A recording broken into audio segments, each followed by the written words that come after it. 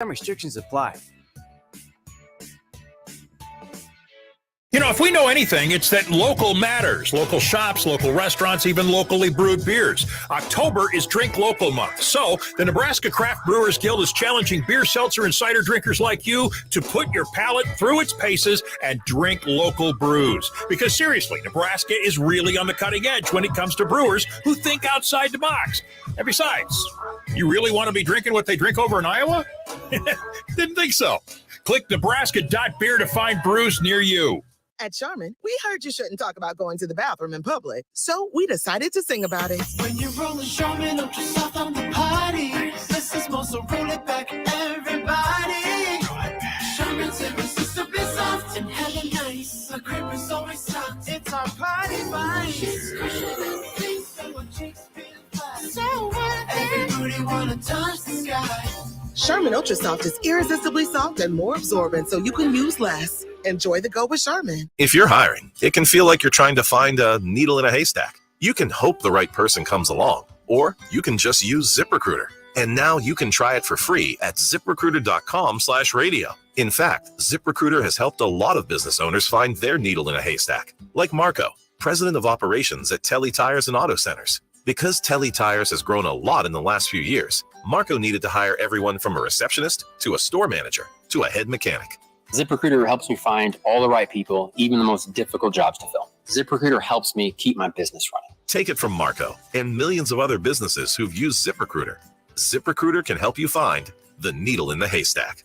See why 4 out of 5 employers who post a job on ZipRecruiter get a quality candidate within the first day. And right now, you can try ZipRecruiter for free. That's right, free at ZipRecruiter.com/radio. That's ZipRecruiter.com/RADIO. ZipRecruiter.com/radio. ZipRecruiter, the smartest way to hire. Let it fly.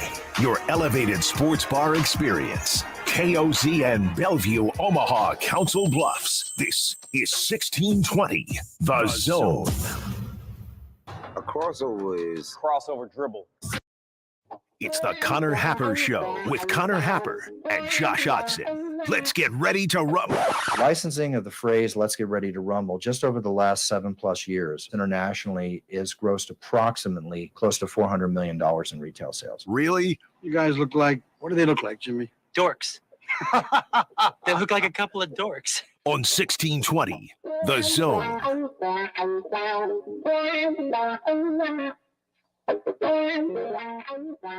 Welcome in. Happy Friday. It is the Connor Happer Show. You're on 1620 The Zone and on 1620thezone.com. Connor Happer, Josh Odson with you. Happy Friday, everybody.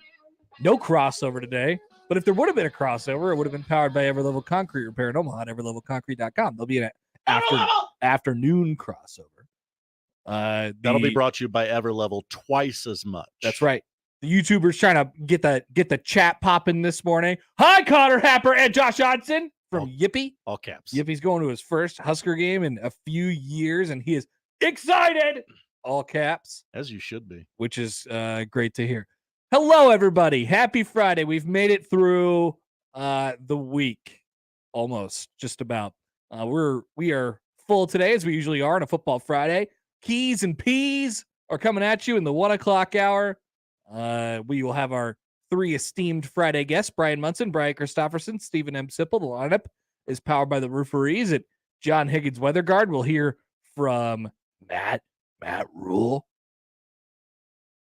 yesterday, talking about his quarterback situation and various other things.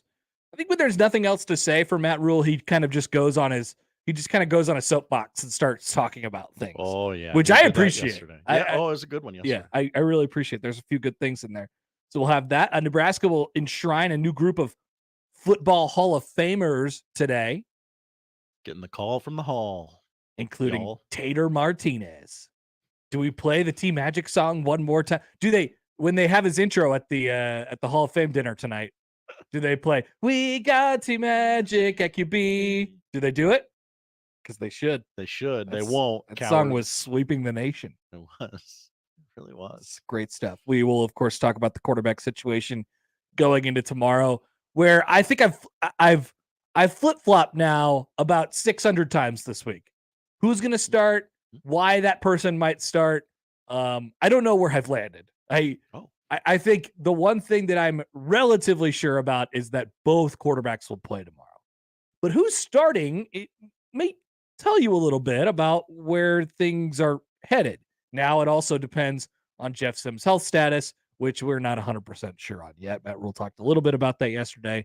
So there's a lot of stuff to unpack with the quarterback situation. We'll talk to our guests about that as well. But last night in the NFL, the Thursday night poop game made its triumphant return. I'm glad everyone else felt this way because it was not a good game. I could not get into it. It was really boring. Yeah. And some of that is just the 49ers just sort of boring you to death. I mean, and I know that's offensive to football fans who are like, what's wrong? You don't like watching the 49ers play? They play awesome. No, I do. I'm a Niners fan. What's wrong with winning, Connor? Trust me, I do. There was never a threat that the New York Giants were going to win that football game. Never a threat. Nope. Not even once. So that's why it was sort of boring last night. And then I'm glad I tuned in when I did, toward the end, and stayed along for the post-game show, which featured an amazing George Kittle appearance, who George Kittle is like me and Gary and Prudon at Big Ten Media Days, just stealing everything off of the tape. I'm just going to take this. He starts grabbing all the coffee mugs and the hats and stuff like that, and then he just leaves. And then they go to a break, and then they come back, and it's like, Andrew Luck's here. Andrew Luck is making his first public appearance in several years. And he's full Civil War regalia. Full military uniform in honor of the great and now defunct Twitter account, General Captain Andrew Luck, or whatever that was. What a great bit. Incredible stuff. I was so happy, and it was so great to see the internet so happy last night and just seeing Andrew Luck. And even better, he shows up in his, he shows up and he gives a little nod to the people who have, I mean, that's basically how we've known Andrew Luck for like the last 6 or 7 years. It's like, yeah, there's this weird Twitter account that pretends he's a war general or war captain or something like that. It's very odd, but I miss him. And there he was last night, and he did like trivia. Josh, I still don't know why. Is he going to be a part of the Thursday Night Football crew now? I have no idea. Also, I like when they put his name up on the lower third and it said Andrew Luck, and they didn't put any, they put the Stanford logo on there. Oh. Yeah, it was like Andrew Luck, Stanford. It wasn't like Andrew Luck Colts. It was Andrew Luck, Stanford. Is that because they were, I guess, near Palo Palo Alto? I suppose. But what a great time to see Andrew Luck last night. Man, so much fun. The football game, boring. It definitely reeked of, hey, no one watches our pregame and post show for Amazon. How we get some clickies? Their post game show is pretty good. It just keeps going too. Yeah, it's really long. Richard Sherman had chair issues. Yeah, Richard Sherman wasn't there for like the first 10 seconds, and he was like, "Hey, I'm here." And he was messing with his chair the entire time. It's a super loose show. There's like 6 people on it. Andrew Whitworth wearing his suit jacket over his hoodie. Still a thing. But yes, what a joy last night to see our good friend Andrew Luck back on our televisions and in our lives. Oh, Yippee has comments. What up, Yippee? Yippee, going to the game tomorrow. I met Andrew Luck once. Never felt like less of a man in my life than when he shook my hand. Wow, really? Made me feel like I had tiny little baby hands. Well, he did. We remember that thing about Andrew Luck where he has all of the, like, he's off the charts on all the prototypical like draft quarterback things. Mm-hmm. You know what that means? He's got big hands. He's got big hands. Big hands.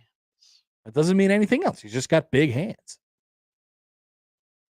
So I've never met Andrew Luck. I never shook Andrew Luck's hand, but I want to. I want to shake your hand. Poll question: have you met Andrew Luck? Sure. Yeah. Why not fire us up on a Friday that way? Also, Brock Purdy, Josh, did not have Tommy John. Did you see this? Did you hear about this? Did you see the graphic? No, that's the only thing I've heard of is that he didn't have Tommy. Play the clip that I have on here. All right. So they're using these next gen stats and these, we know about the weird graphics that they're doing. Some of them are bad, some of them are completely unnecessary, and some of them are really useful. Here is how they explained Brock Purdy's elbow injury last night. Brock Purdy told us it felt like his arm was on fire when he tore his ulnar collateral ligament in his right elbow during the NFC Championship game in January. For the surgery, Purdy told us Dr. Keith Meister was able to use a cutting-edge technique, implanting a high-tech stabilizing tape known as a UCL internal brace to repair the ligament and reinforce that throwing elbow. That allowed for a more aggressive recovery plan, and guys, as Brock told us, he was throwing just 12 weeks after surgery. People forget that, Josh. He was throwing 12 weeks after surgery. Have you heard about that? No, that was a super helpful animation, though. I know. Well, we have that, and then did you see that the next gen AWS whatever thing came up with like a new stat that they're going to start using now? New stat? I believe it's called. And I was reading a little bit about it this morning. Something pressure, rush pressure, or something like that. It, we normally count sacks and hurries and hits and stuff like that on quarterbacks as just the cold hard stats, right? But now they're using these next gen stats and the way that players actually move to quantify it down to like the actual, down to the second or down to the individual movements and steps of these pass rushers and who's getting to the quarterback in a most efficient manner. And I'd imagine it helps offensive line, stuff as well. Often not necessarily stats, but just sort of figures that can help you out and see who protects the best. So yes, we are well into the 21st century here. Wow, what a time to be alive. We're coming up with new stats. Thursday night poop game's back. Andrew Luck is back. Brock Purdy had fake Tommy John, not real Tommy John. Is that the procedure that Shohei Ohtani had? I don't think so. I think he's having real Tommy John. Yeah, I don't think tape's going to help that. No. In order to pitch in a baseball game, especially the way that Shohei Ohtani pitches with so much torque, yeah, you're going to need the full thing. The full thing. Oh, I just saw the Captain Andrew Luck tweet about last night. Dearest mother, I hope my appearance on the magical moving picture box filled you with joy. As you could see, my resolve has never been more robust. Squirrel oil and your peppered chipmunk feet have kept me sturdy. Life is splendid.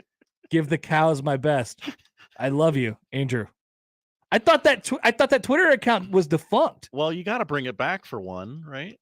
Yeah. So the last tweet before last night was May 22nd. And it said, "Dearest mother, my beard has been tapered, but not tampered. Thusly, I shall resume my quiet days in my Appalachian cabin, reading to the birds. A basket with spiced beaver thighs and fresh squirrel oil is on the way. 'Twas lovely to correspond once more. I love you, Andrew." What a well-written. This is such Twitter a account. great bit. I Yes. don't know. This is so random. So they tweeted one more time in May and then not again since 2020. So it's pretty much gone until Andrew Luck just randomly decided to make an appearance last night. Great to see. We Andrew appreciate Luck. that. We do. We really, really do. All right. Plenty to talk about with the football that's going on tomorrow. We have a delicious slate of college football this weekend. I had to keep a top 25 versus top 25 game off of the picks this weekend. Actually, no, I had to keep one of the bigger games of the week. In fact, I think it's the primetime ABC game, if I remember the schedule correct, off the schedule. We are not going to be picking Clemson and Florida State. Oh, actually, that's 11 o'clock on ABC because there's so many other games going on this weekend. Colorado, Oregon, UCLA, Utah. We're going to pick 3 Pac-12 games, Josh. Colorado, Oregon, UCLA, Utah, Oregon State, and Washington State. And I think we have to make a special mention of that game because those are the last bastions of our former lives in the Pac-12. Oregon State and Washington State, they'll play each other this weekend, and they'll do it for the final time. As I don't know what's going to happen with the Pac-12 going forward. They'll do it as ranked teams this weekend. We have Ohio State, Notre Dame. We have Iowa, Penn State. We got our Sickos game. And, of course, we have Nebraska as well. We'll have your keys to that as we go on. Let's talk about the quarterback situation. and a couple other things, as Matt Rhule explained it to us yesterday one final time, before the game on Saturday. Joel tweets in. Hi, Joel. On the J-Tech Instruction Zone Twitter feed, which you could use as well, at Happer Show, at Connor Happer. Hot take, from a fan's perspective, Thursday Night Football isn't that bad, and Amazon is doing a good job of the production side. I'm not a sicko. I just enjoy football and believe that basketball season is too long. No, don't misunderstand me, Joel. Like, I love the Thursday Night Poop game. Let's be very clear about this. I said this last year, too, when everybody was complaining about the crap Thursday night games. I watch them every time. And yes, it probably is because I'm like part sicko. I'm like 35% sicko. But like, I thoroughly enjoyed that poop Thursday night game last year with the Colts and the Broncos. Oh yeah, remember you were that all one? Over that game. That was my favorite game of the year last year. I love the Thursday night poop game. I love it. And yeah, the production side is incredible. Oh, yes, Amazon is doing a really good job with it. It's actually one of my favorite broadcasts of the year. Kirk, Herbstreit, and Al Michaels still don't quite have it there. They don't like each other. And then when they were talking about John Madden and they were like, "Hey, Kirk used the telestrator," he immediately drew a penis. He did. He's like, "Okay, it's my time to draw a penis now," and he drew it instantly. It was very obvious. Next week on Thursday night we have Lions Packers. By the way, so there's some good games on here. Like, there's some interesting games, but it's a tradition for the Thursday night games to be not competitive football games. Yeah, the play is just it's just awful. Sometimes. You never know what you're going to get. It's almost like they need more than 3 days to rest and recuperate. Once again, I'm going to be very clear here. I love the Thursday night games. Very much enjoy them. Also, we had a good game in high school football last night as well.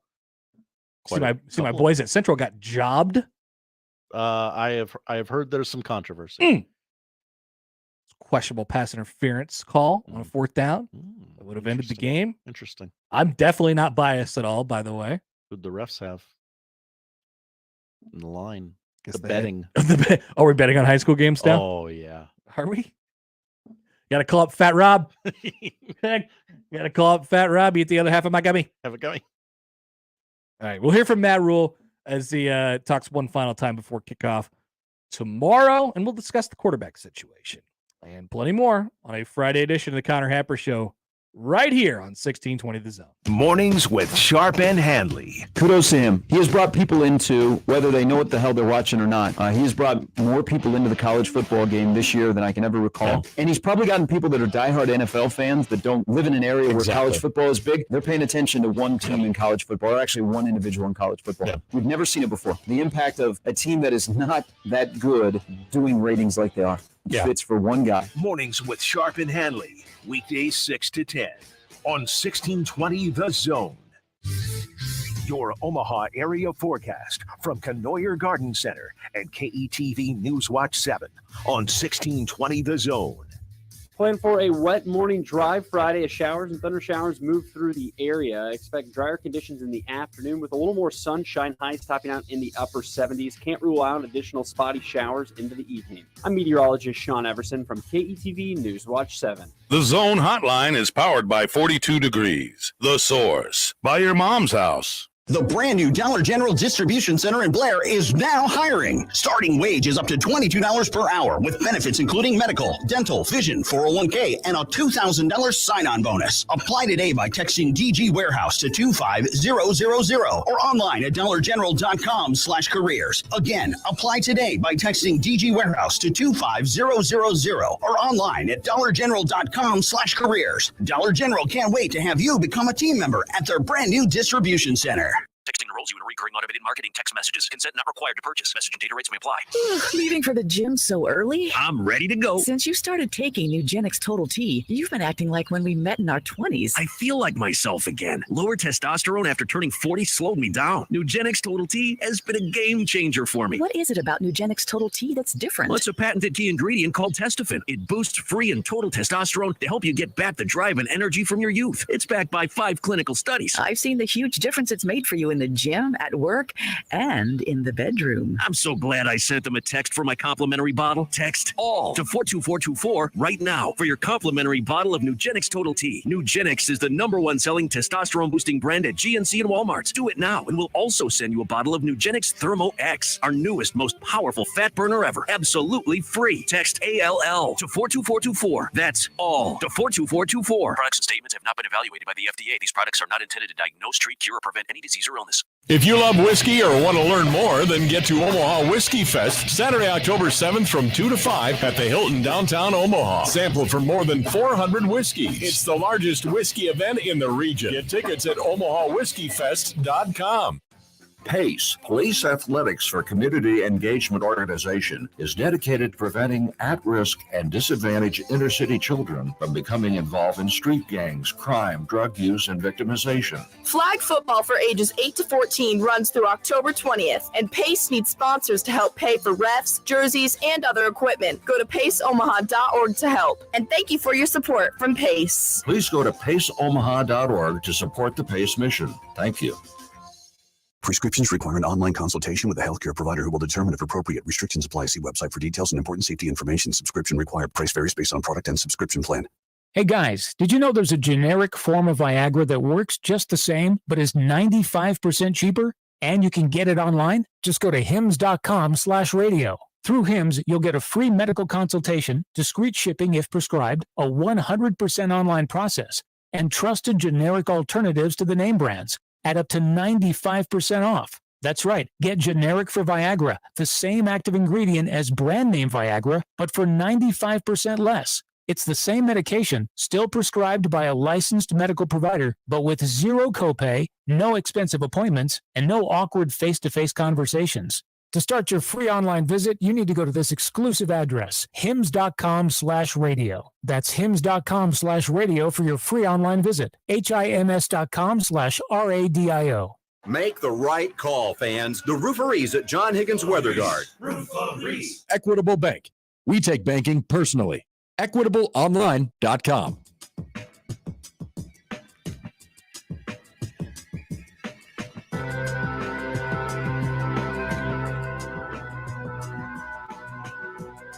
One more on the game last night from Amazing Daniel on the YouTube here. Kirk pronounced Gano wrong and was emphatically corrected. Classic. And Gano puts it through. That is the most Al Michaels thing that I've heard. I don't think it's that he dislikes Kirk Herbstreit in particular. I just think it's his general disposition is to dislike the person that he's sitting next to, especially if that person is much, much younger than him. Like Al is a classic old guy, you know? He's used to doing things a certain way, and now he's got the new hot shot next to him, and he's like, listen up here, buddy.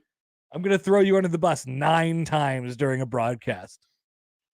I don't even know if this game's airing on television. It's not, Al, but it's amazing. Millions of people are still watching it. I love it. I love it. Oh, like Joel Klatt could do that to Gus Johnson like 75 times a broadcast if he wanted to, but he just very subtly corrects, you know, for Kircher. I don't think either of them tried Mekhi Bayer, but that's an admittedly tough one. Yeah. Well, there are the pronunciation guides. They're out there. They're findable. They have the tools. For those of you who are worried about weather, are you worried about weather tomorrow for Nebraska football? Like me? Yeah, well, let's start with you, Josh. Are you worried about weather? Are you worried about the rain? I was, but I haven't heard a report in a while. Yeah, I don't think it's going to rain, first of all. No, that could be the kiss of death. I will admit that. But even if it does rain tomorrow, it's going to be okay. Do you remember the Akron game, Connor? I do remember. Well, yes, I do remember the Akron game. If that's the case, if it thunderstorms and it cancels the game entirely, then that's a different thing. Then don't come back to this and say, "Look, well, you were wrong again." I'm not anticipating the game getting canceled tomorrow.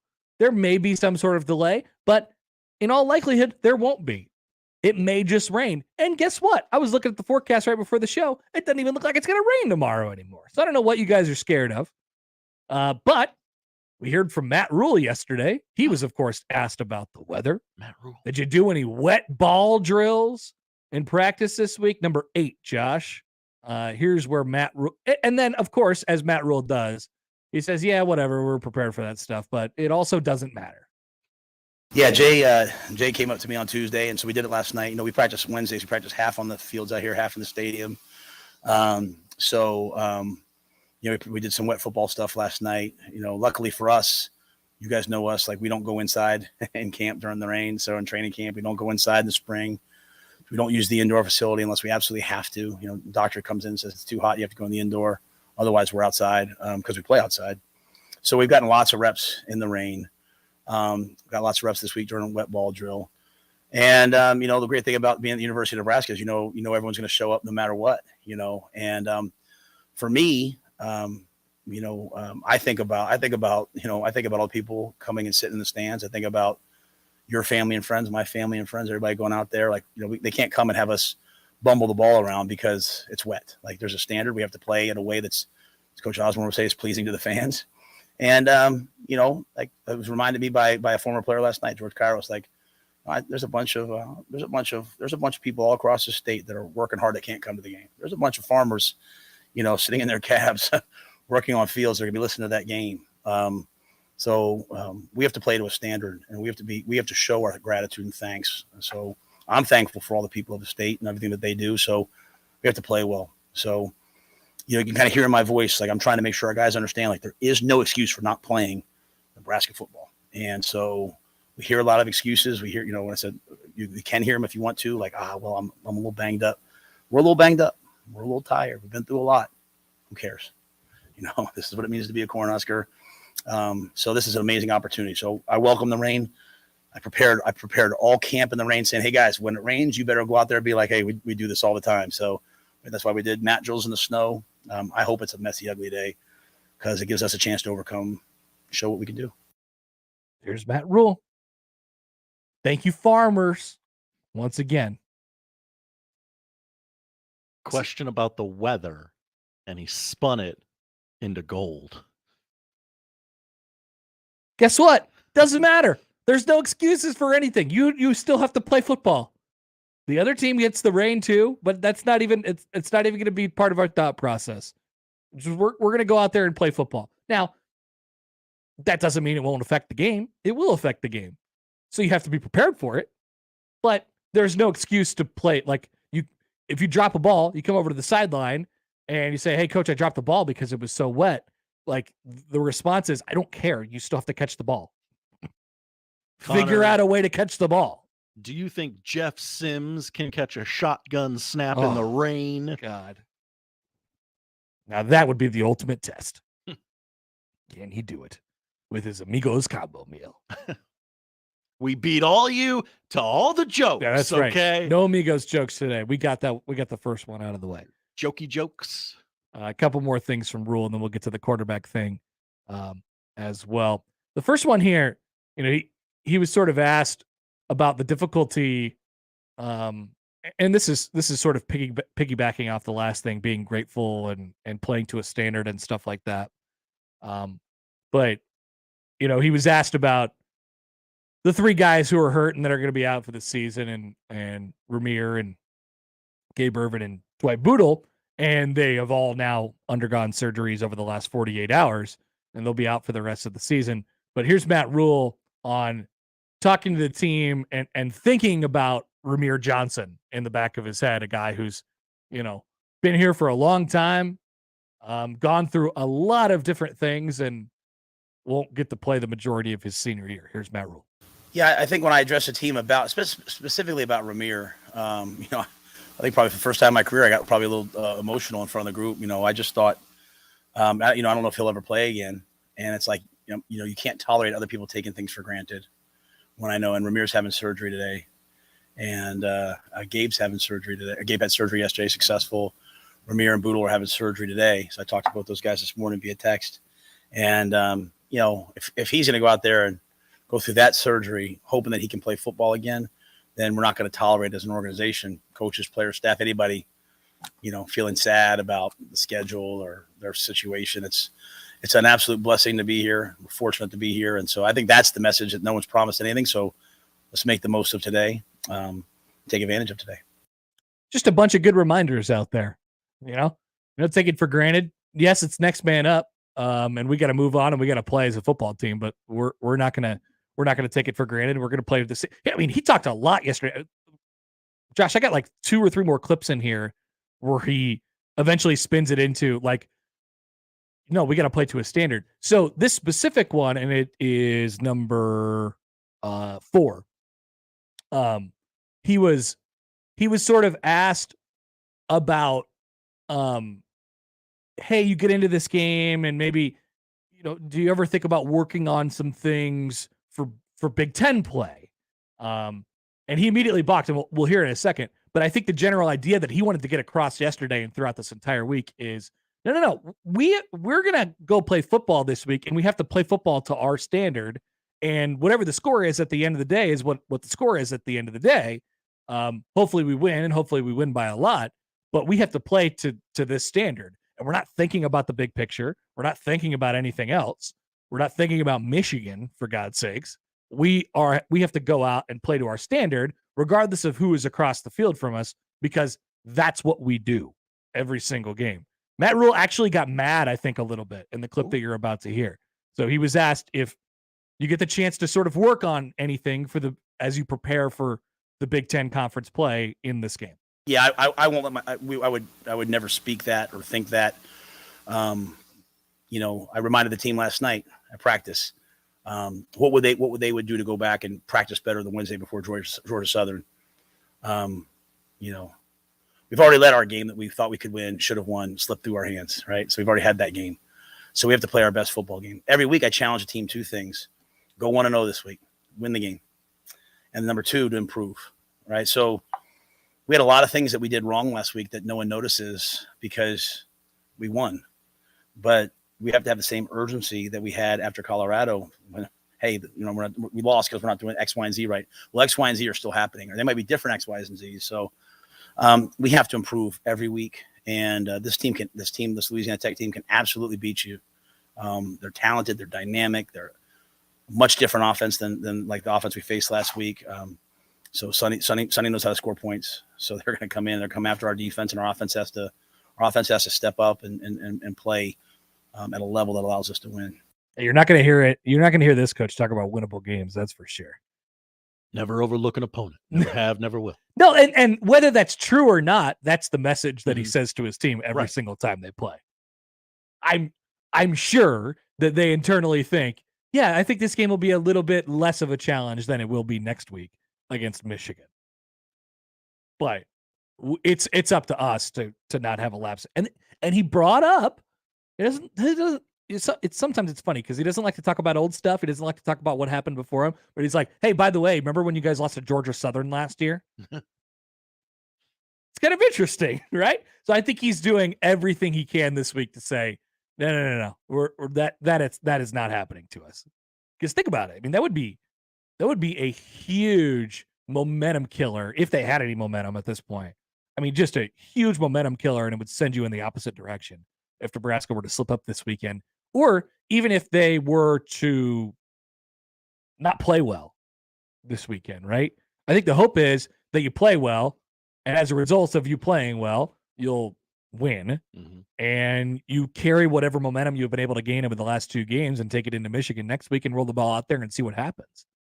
But, he knows that everybody in that locker room is going to be questioning themselves if it looks stinky this week.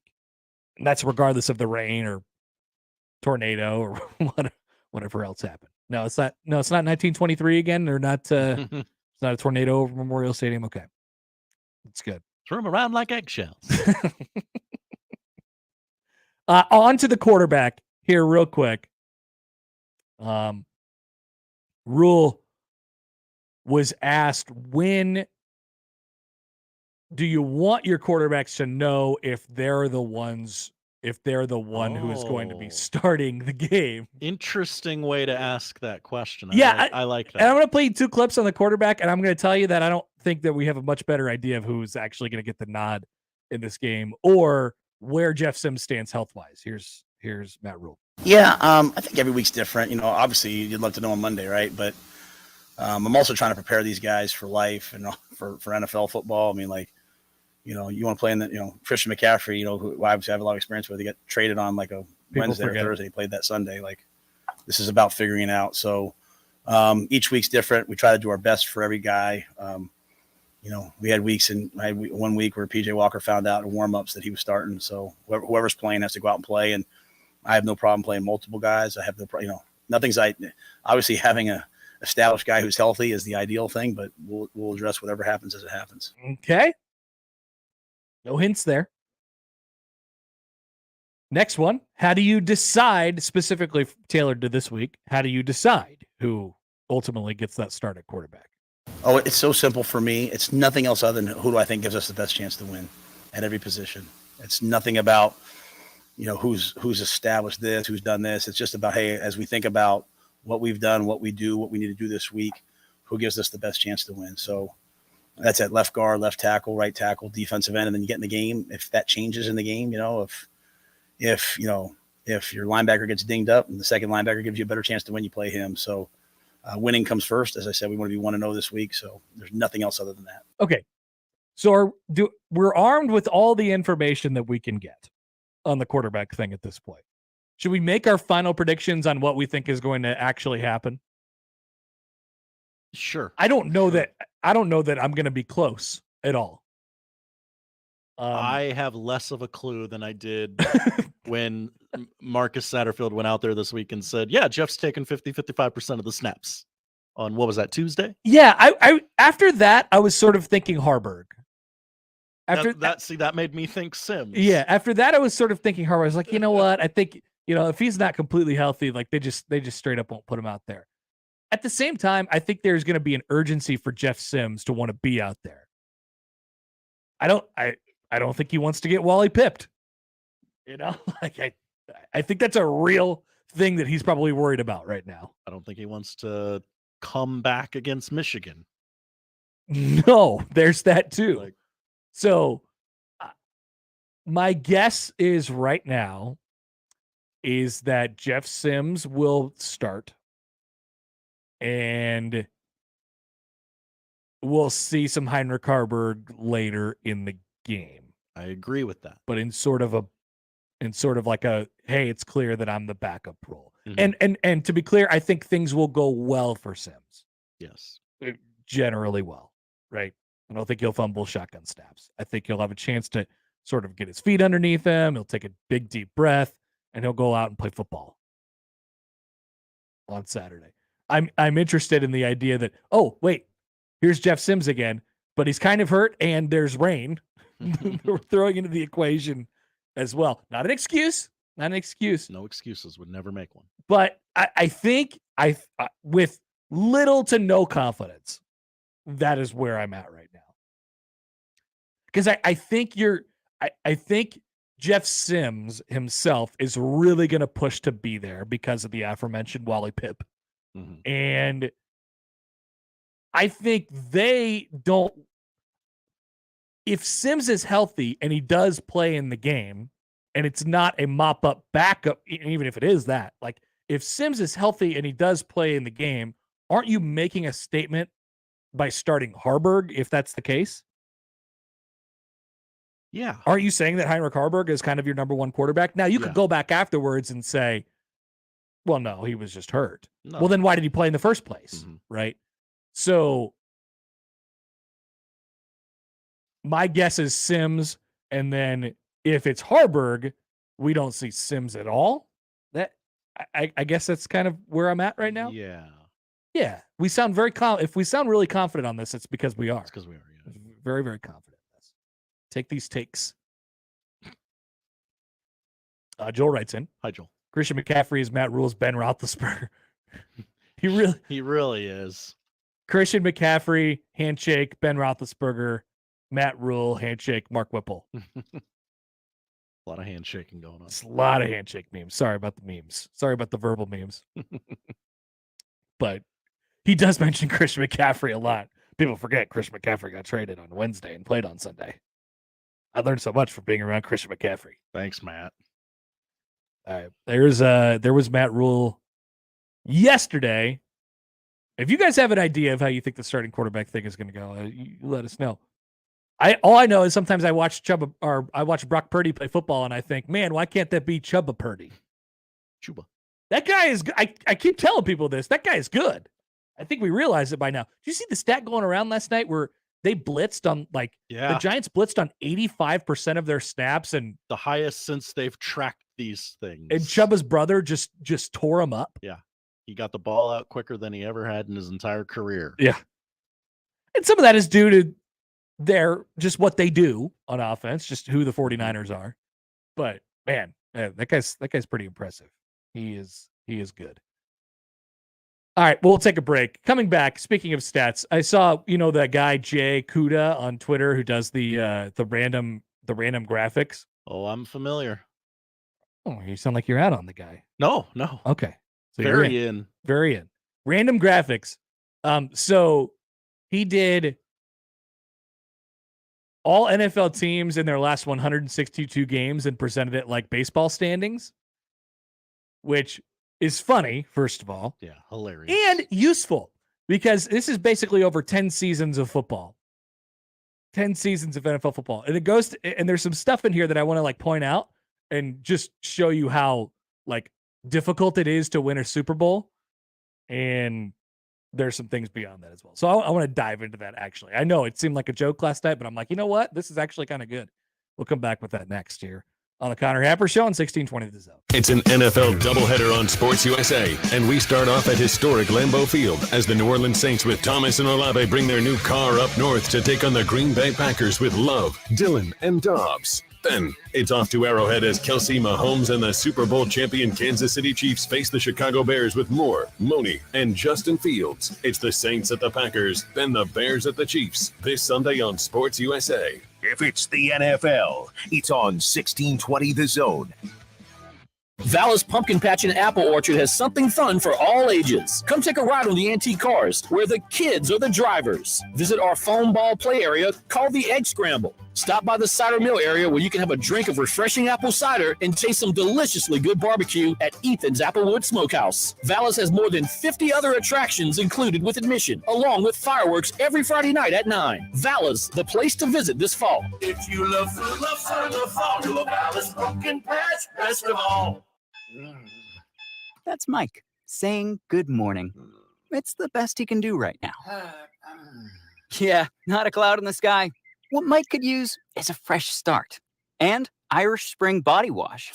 The fresh scent of Irish Spring and those sensational Irish Spring suds are just the reset Mike needs. Now he's ready To go to work. It's Sunday. Irish Spring. When the spring hits you, you're ready. Pick up Irish Spring today. Klein tools are new at Lowe's, pros. Lowe's knows you want top brands and quality products, and Klein Tools delivers. Right now, get the Klein 3-piece Mod Box mobile workstation for $319.94 and the Klein 5-piece cushion grip screwdriver set for just $34.97, both exclusively at Lowe's. Shop the largest selection of Klein tools, the highest quality tool brand at Lowe's. Because Lowe's knows tools, Lowe's knows pros. I've been driving trucks for a long time. Safety is my #1 priority. I know that my truck has huge blind spots. That's why I remember to check my mirrors often for smaller vehicles. Everyone can help keep our roads safe. Next time you're behind the wheel, try to avoid lingering in those blind spots. It can be dangerous. Let's all plan to share the road safely. Learn how at www.sharetheroadsafely.gov.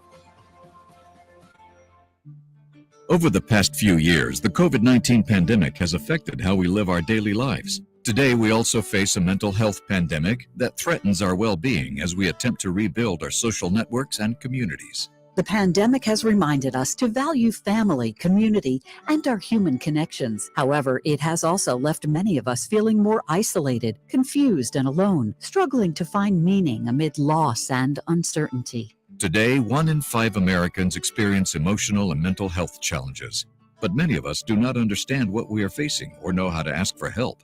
At the American Psychiatric Association Foundation, we understand what you are going through, and we are here to help. Our vision is to build a mentally healthy nation for all. We work every day to eliminate stigma, combat mental illness and substance use disorders, and advance mental health. If you or someone you love needs help, you are not alone. Please visit mentallyhealthynation.org to learn more. Tell us how you feel on the J-Tech Construction and Solar Zone Twitter feed. Reach Gary, Nick, Connor, Josh, and John anytime on the J-Tech Construction and Solar Zone Twitter feed. Contact the official exterior and solar experts of the Huskers. J-Tech Construction at yourexteriorexperts.com.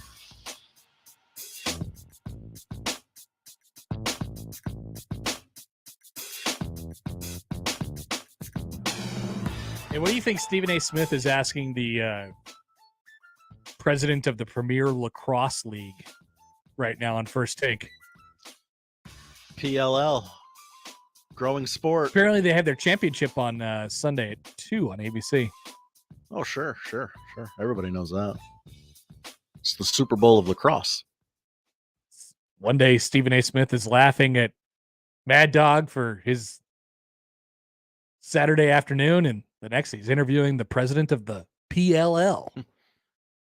What a world. What a world. Okay, so the graphic. I don't know where this guy came from. I don't know who Jay Kuda is. Do you? First of all, I don't want to discredit Jay I've Kuda. only seen him in the last year or two. Okay. Yes. Just really funny bait. Yeah. Not even stats. He just comes up with the most random things possible and puts them in graphics. Yeah. So last night he did the entire NFL over the last 162 regular season games and presented it like baseball stats, and did games back and all that stuff. And it is funny, but it is also worthwhile from an informational standpoint as well. The team with the least amount of wins over the last 162 NFL games, which is about 9.5 seasons, by the way, is... Josh, do you know? Are you looking at it? I do know. Okay. I have the graphic right in front of me. I poured over it last night. It's the Jacksonville Jaguars. That was surprising. With 50 wins and 112 losses during that period of time. The winningest NFL franchise during this period of time. No disrespect to the Kansas City Chiefs, who have 116 wins over this period of time. A 37-game lead in the AFC West. Unbelievable. So they were good before Patrick Mahomes shows up, and then Patrick Mahomes shows up, and they started being dominant. So this is over about 9 years. Here's the teams that have won Super Bowls over this period of time. The Patriots won 3, the Chiefs won 2, and then the Rams, Bucks, Eagles, and Broncos each won 1. Now, those are not exclusively all first place teams over this period of time. But here's a couple other things that I picked out.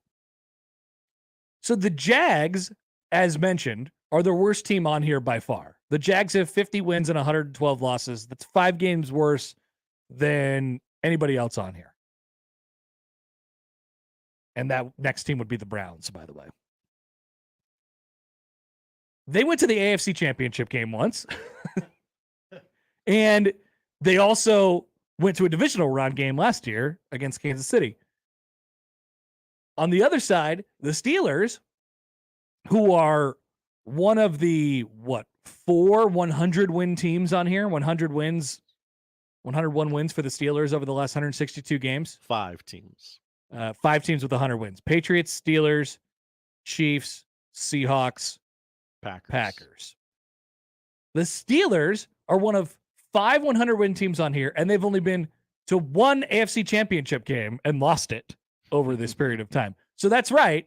The Steelers are the 4th winningest NFL franchise over the last decade and have the same amount of AFC Championship game appearances as the losingest franchise on the list, which I just think is great. I just think it goes to the randomness of the NFL. I love this stat. I love it. And you would think that it would result the first, the 100-win teams on here. The Packers don't have a championship over this period of time. they're in the NFC Championship basically every year. The Seahawks don't have a Super Bowl over this period of time. The Saints are basically a 100-win team that they haven't really done much except for go to the playoffs every year out of this thing. The Cowboys, obviously, it's just fun to look at, and then the way the divisions sort of go as well is fun. Not all of it is, barely any of it is surprising, but it's interesting when you match it up with the stats. And then we talk about, this is over a decade worth of NFL regular season games, which matter significantly, but yet we still talk about who wins rings and playoff performance and stuff like that. Meanwhile, you have the Jags, who have been a generally successful playoff team, and they have 50 wins over the last 10 years. I did the thing where... Yeah, where'd your brain go, Josh? This is where my brain went.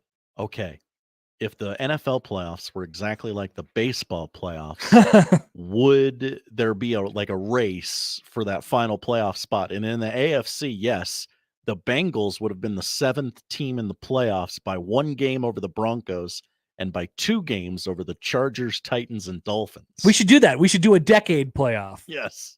Now, I don't know how you would do it. You'd have to come up with all decade teams or something like that, and then play it out on Madden. I'm not sure. The Rams would be the 7th playoff team in the NFC by a comfortable gap. And they sold their souls to win a Super Bowl.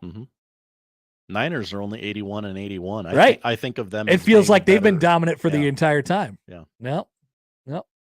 And they only have 2 NFC Championship game appearances over that time? Well, I guess they went to the one Super Bowl once. So maybe 3. I can go back and look at it, but and if you would like to know just how fleeting the Tom Brady in Tampa era was, they have gone 72 and 90, good enough for last place in the NFC South. In that division too, and none of those teams have been good. No. Same record as the Atlanta Falcons. So over this period of time, lost the Super Bowl. The Niners have been to a Super Bowl and lost 2 other conference championship games last year and the year before.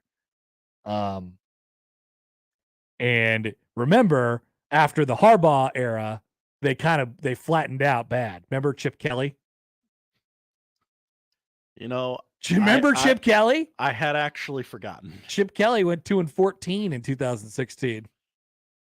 And then they hired Kyle Shanahan and everything got better. Pretty much instantly. Commanders, better record than the Giants. Yeah. Bengals, 3 ties. Oh, look, here's another graphic from Andrew. This is not a Jay Kuda graphic, but it's still good. Big Ten sack leaders, individual sack leaders. When you have the top 1, 2, 3, 4, 5, 6, 7, like top 14 guys in sacks in the Big Ten, Nebraska has 4 of them. Luke Reimer, Jamari Butler, Nick Henrich, and Cam Lenhart each have 2 sacks at least on the year. Reimer has 2.5. Bit of a bottleneck there at number 5 with 2 sacks. Well, everybody, it's only been 3 games, so it's not like somebody's going to have 9 yet. Also, that one logo that you might be trying to make out, that's Indiana. It looks like a W. What? Just because of where the graphic cuts off. So hold on. Is Nebraska still tops in team sacks?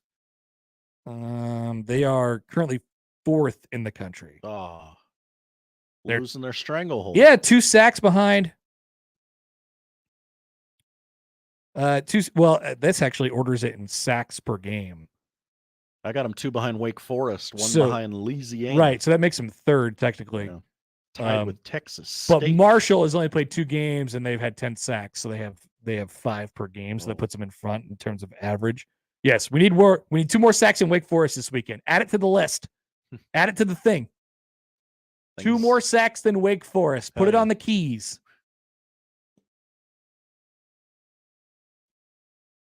Need it. Need those sack numbers up. Gotta pump those numbers up. Rookie numbers. All right. Coming back, we'll talk to Bryan Munson. People forget Nebraska got a commitment this week. A commit? Yeah, and I really scoured the internet and tried to make sure that JD Crisp wasn't Coco Crisp's son or something like that. I don't think he is, from what I could see. But you yes, saw that guy from the Rays wearing the Nebraska helmet. Jake Diekman. Yeah. So somebody mentioned, and I maybe it was Dave Fight on Twitter. I can't remember who said this, but I agree with it wholeheartedly. Take the credit, Dave. So throw that up on the big screen on Saturday and do the Pro Big Red video. Oh yeah, because they put Bryce McGowan's in there last week. If Bryce McGowan's went to the game, and so put the Jake Diekman in a Nebraska football helmet warming up for your playoff bound Tampa Bay Rays, and say Pro Big Red. Boom. Get a pretty big round of applause, even though he was not a former Husker. All right. Bryan Munson joins next. We'll talk recruiting and more on 1620 The Zone. But first, snap into NFL action this season with FanDuel, America's #1 sportsbook. Right now, new customers get $200 in bonus bets guaranteed when you place a $5 bet. $200 in bonus bets, win or lose. It is perfect for an NFL Sunday. Bet the board this weekend with your $200 in bonus bets. If you've been thinking about joining FanDuel, there is no better time to get in on the action. The app is easy to use. All of the action you can wager on this NFL weekend: spreads, player props, over-unders, and more. Throw in a same-game parlay while you're at it as well. FanDuel.com/Happer and kick off the NFL season. FanDuel, official partner of the NFL. I'm going to take this one, Josh. I got it. 21 and over present in Iowa. First online real money wager only. $10 first deposit required. Bonus issued is non-withdrawable bonus bets that expire 7 days after receipt. Restrictions apply. See terms at sportsbook.fanduel.com. Gambling problem? Call 1-800-BETS-OFF. Live from the Host Coffee Studio, this is 1620 The Zone.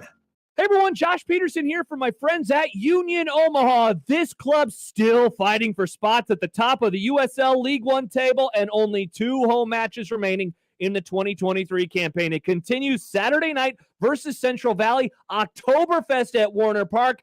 You need to go to unionomaha.com today to purchase your tickets. Don't forget, you can also stop by their box office Monday through Friday, noon to 5 or 3 hours prior to kickoff. Buy those tickets today at unionomaha.com. Hey folks, is your concrete in need of repair? Kent Pavelka here to talk about your local concrete experts and a Best of Omaha winner, Everlevel Concrete Repair. They can completely restore and repair your concrete at a fraction of the price compared to replacement and offer long-term transferable warranties. I'm so glad I chose Everlevel for my driveway. There's a reason they're a Best of Omaha winner. Give them a call for your free inspection. That's Everlevel, Everlevel, Everlevel. Try saying that 3 times fast.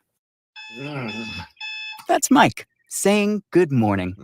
It's the best he can do right now. Yeah, not a cloud in the sky.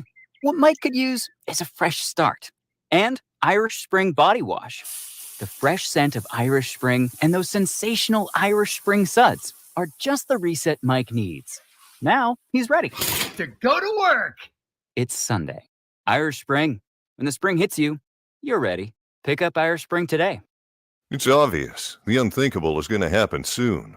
With all the distractions in the media, we probably won't see it coming. Your gut tells you there's something very wrong going on, and all the evidence suggests that there is. Those in charge say everything's fine. Stop noticing. But you know better.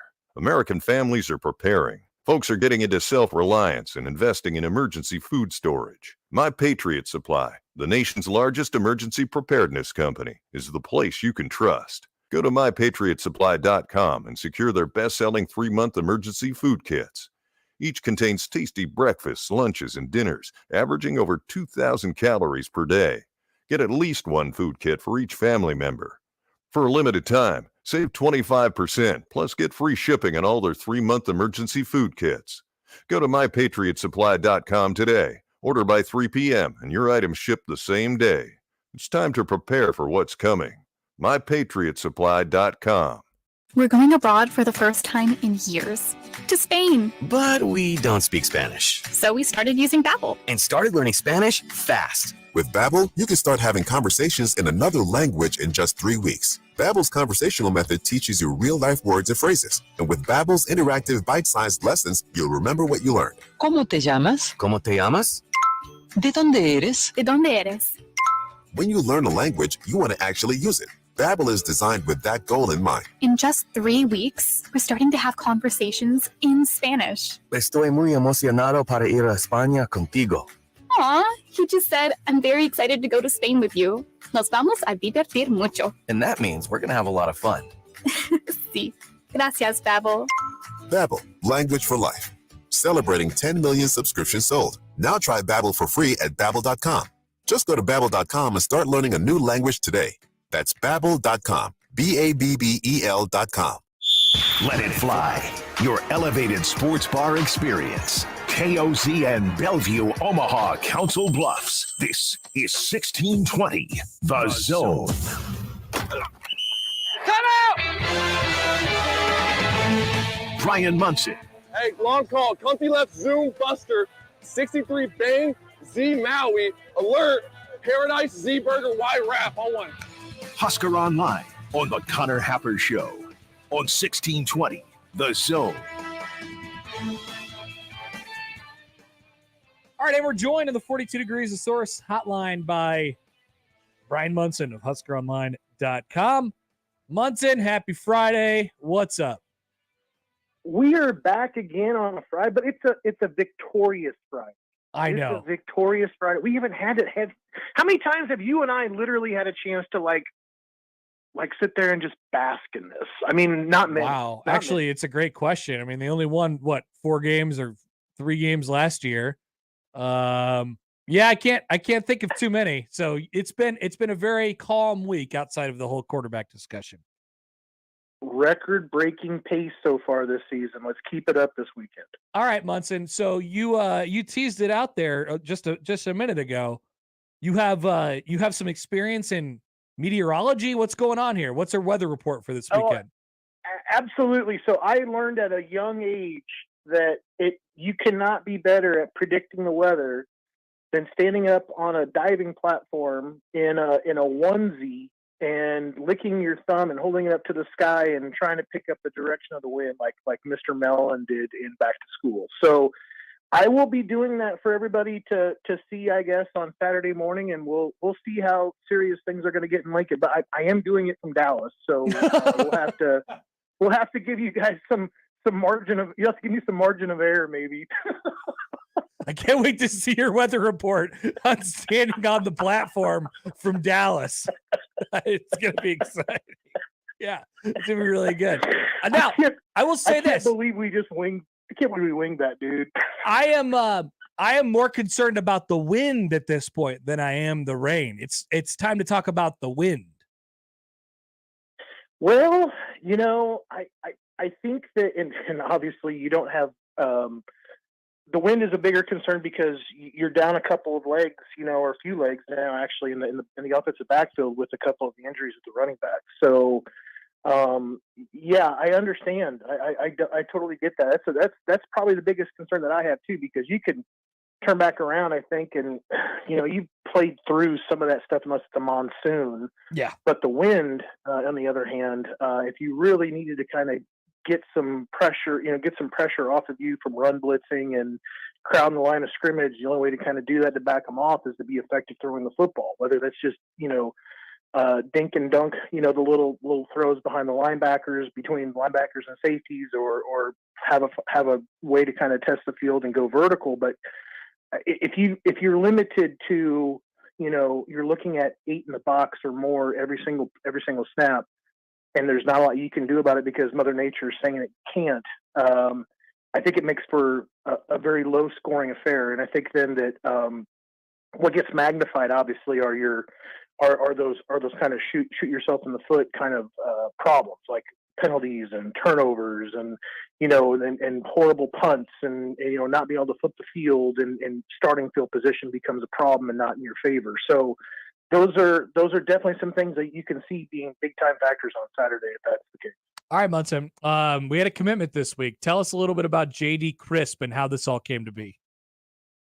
Pretty out of left field, pretty much, right? Yeah. You and I did even. We never talked about him.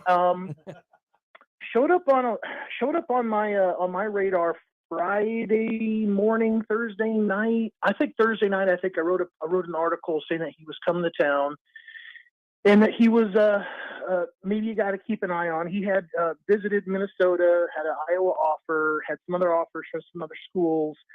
Plays in a TAPS league, TAPS conference, which is just your private and parochial schools, kind of conference down here in Texas. So it's not a 6A, 5A, 3A, whatever. The private schools are all together. And some people might say, well, that doesn't sound, like that's good football. Well, like Andrew Luck came out of a TAPS school, so there are really good players all the time that come out of TAPS, type of football. So that's really not a question. So JD, to me, he visited, he picks up the offer on Sunday. He technically committed before he left Lincoln, came back home and announced his commitment on Wednesday. And he had kind of given me the scoop on Tuesday night after something wasn't really jiving. He said, I'm going to come back for my official visit in December. I'm like, okay, dude, they already have 4 wide receiver commitments. Yeah, they're not going to need that. You're right. And you got Caleb Benning now that's also talking about committing, potentially Nebraska being in the picture in October. So you're already in the boat, right? Because you've already got your spot, right? And he came out and said, yeah. And we were able to kind of work together to kind of make sure he was happy with how he did his announcement. But Nebraska has told him they're recruiting him for both wide receiver and for safety. So it is an athlete kind of a move here by Nebraska.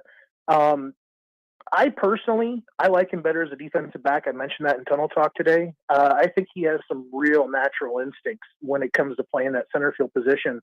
Not to mention that he's a 6 foot, 190 pound guy that will, come up and stick you. He will hit you hard. He has a real tremendous way of high pointing the ball as a wide receiver. He's aggressive in that aspect, which I think is something that I think, maybe some of the receivers at Nebraska are missing a little bit, just that ability to kind of go and get it, kind of feeling. I think Fedoni does a terrific job. We've seen that ever since, the Colorado game. But JD also will play baseball at Nebraska. So kind of a la Connor Booth kind of thing. And I mentioned it in 3 and Out too. I think you're going to see more of these coming up, Connor, where you're going to see these guys are such great athletes. They're either track guys like Lloyd and I'm forgetting the other guy from Houston, the wide receiver last year, but guys that are running 10-2s and 10-3 100s. Yeah, the track team's going to come around and ask you about helping them out, and then you get a Connor Booth and a JD Crisp, and they're excellent baseball players. Yeah, go ahead and give it a shot. I think it really comes down to, honestly, when Matt Rhule is floating the tab on the 85 scholarship limit on those guys that are dual sport players, you're going to need to be productive in that other sport. Otherwise, it's going to come down to look, you're not going to ride the pine over there when you could be right over here working out and sitting in meetings with us and not missing time. So there's going to have to be a way to show that you're effective in both spaces. I think, very early on in their career, otherwise this is becoming very competitive. We're at 25 commits. Caleb could be 26, Grant Bricks, 27. There's 2 other offensive tackles that they just offered. I mean, do we get much closer to 30? And then all of a sudden you're starting to wonder, how quickly are these assessments going to happen when it comes to look, we've over recruited you, or it's just not going to work. Is that happening after year 1, year 2? Is it really more of a year 3 conversation?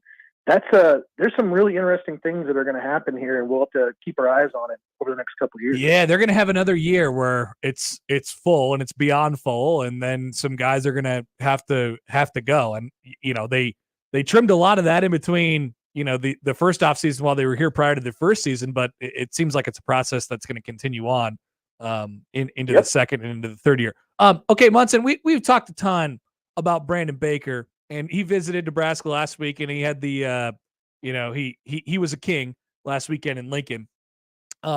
He still hasn't committed yet.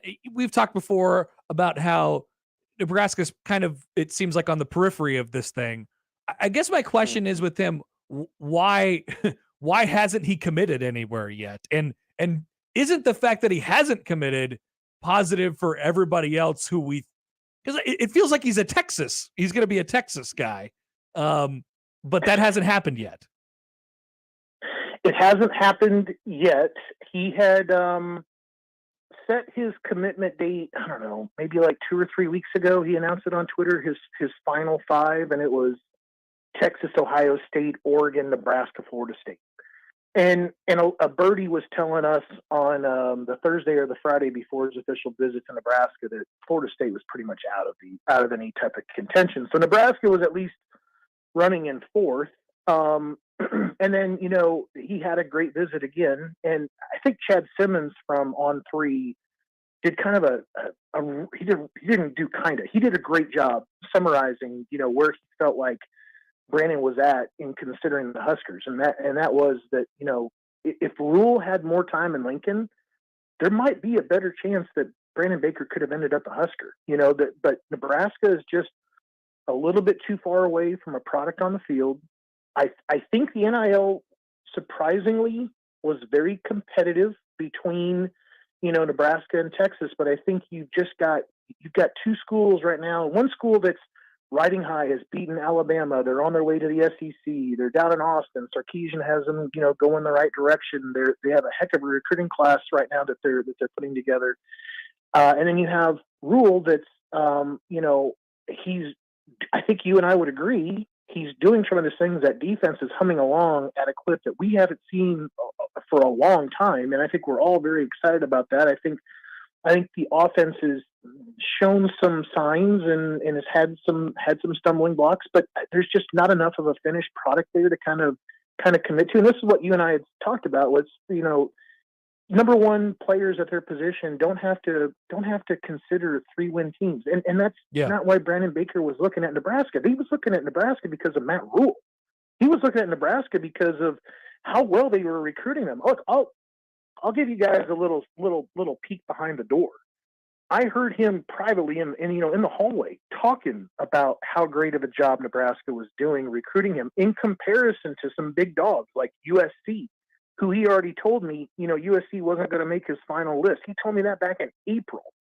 And for him to come out and say that and say Nebraska was in, the difference from like, a kid from modern day high school saying that about Nebraska that came off a 3-8 record and hadn't made a bowl game and I don't even know how long, and a new head coach, and they're getting the nod over back, the USC that's in the backyard. That tells me everything I need to know about Matt Rhule. He just needs a little bit more time. And I think that he can start to encourage those guys to come there once he's kind of presented that he's turning a corner with the program. Yeah, we don't like moral victories, but that does mean something. Hey, we don't like to talk about how they almost got him or they did a really good job because they're ultimately it doesn't seem like going to get him. But don't you think, Munson, like that means something, even if it doesn't mean something for Brandon Baker, it means something for how this staff is, done so far, and especially with, high profile recruits like him. There, no doubt whatsoever. I mean, Nebraska has shown an effectiveness to get into the state of Texas. They're now showing that they have an effectiveness to do this thing, in Florida.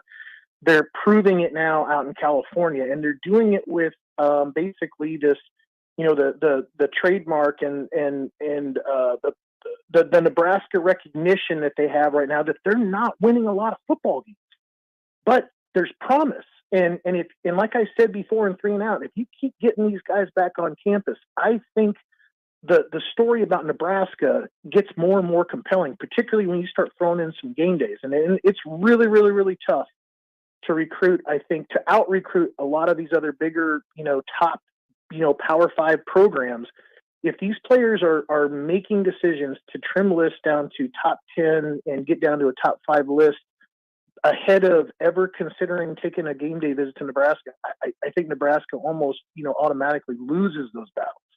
But if you can get them on campus and you can get them thinking about, what it's like to play in front of, 89, 90,000 guys, people in particular at night, like what they had last week in the NIU game, all of those recruits were blown away. And even the guys that were driving in from Omaha, or Ainsworth or wherever they were at, they had never seen anything like it this last weekend. So good things to come. Got to have some patience, got to have some success. Grant Bricks, Caleb Benning, those are the two that we're sort of, watching for. at the moment, and you made reference to this earlier. Let's go back to it. So there's 25 commits in the class right now. They're holding space for at least those two in 27. I don't imagine we go much. Okay, keep going. Yeah, and I say Jayshon Ross, I think probably has a spot. They need a pass rusher, and you have like the top. If Benning's not the top player in the state, he's a top player in the Metroplex. Let's just be honest, right? He's electric. He's a game changer. He can do offense or defense. And then you have Bricks, who's been one of the top offensive line prospects. So he's a tackle, and you need another tackle. But then you need a pass rusher. So Jayshon Ross, Caleb Red. But then, dude, after that, like going back to what you were saying, 25 plus how many more? Right. And that could get you to 29 right there, right? If you were taking two pass rushers, a tackle, and Caleb, potentially, that's 29 at least. And then there's two more offensive tackles that we hadn't even talked about. Yeah. So, I mean, you're kind of done, right? For, you got to finish off the guys that you're trying to get in the remainder of the class. But you're kind of done for 2024, and you're sort of looking ahead at this point. And that's before. Nebraska's hosted just one home game this year. They're going to have a huge stretch of them coming up. Obviously, there's they want to bring as many people in for nice weather games. Michigan game next weekend will be huge, and you're able to sort of have your class kind of wrapped up before you even do that. So it's on to 25 and sort of beyond. I know from being down there, Munson, I was looking at the sideline last week, and this is not abnormal for a game day. I mean, there was a lot of younger guys. There was a lot of 25s and 20 and 26s and beyond down there. And I'd expect that to be the same kind of way that Nebraska is going to proceed. They've got to get those 25s and 26s in now. They've got to encourage those guys to keep Nebraska on their list, to put them on the list for an official visit. And those were a lot of regional dudes, but there were still a lot of dudes that had driven in from Texas, that had been in from Oklahoma.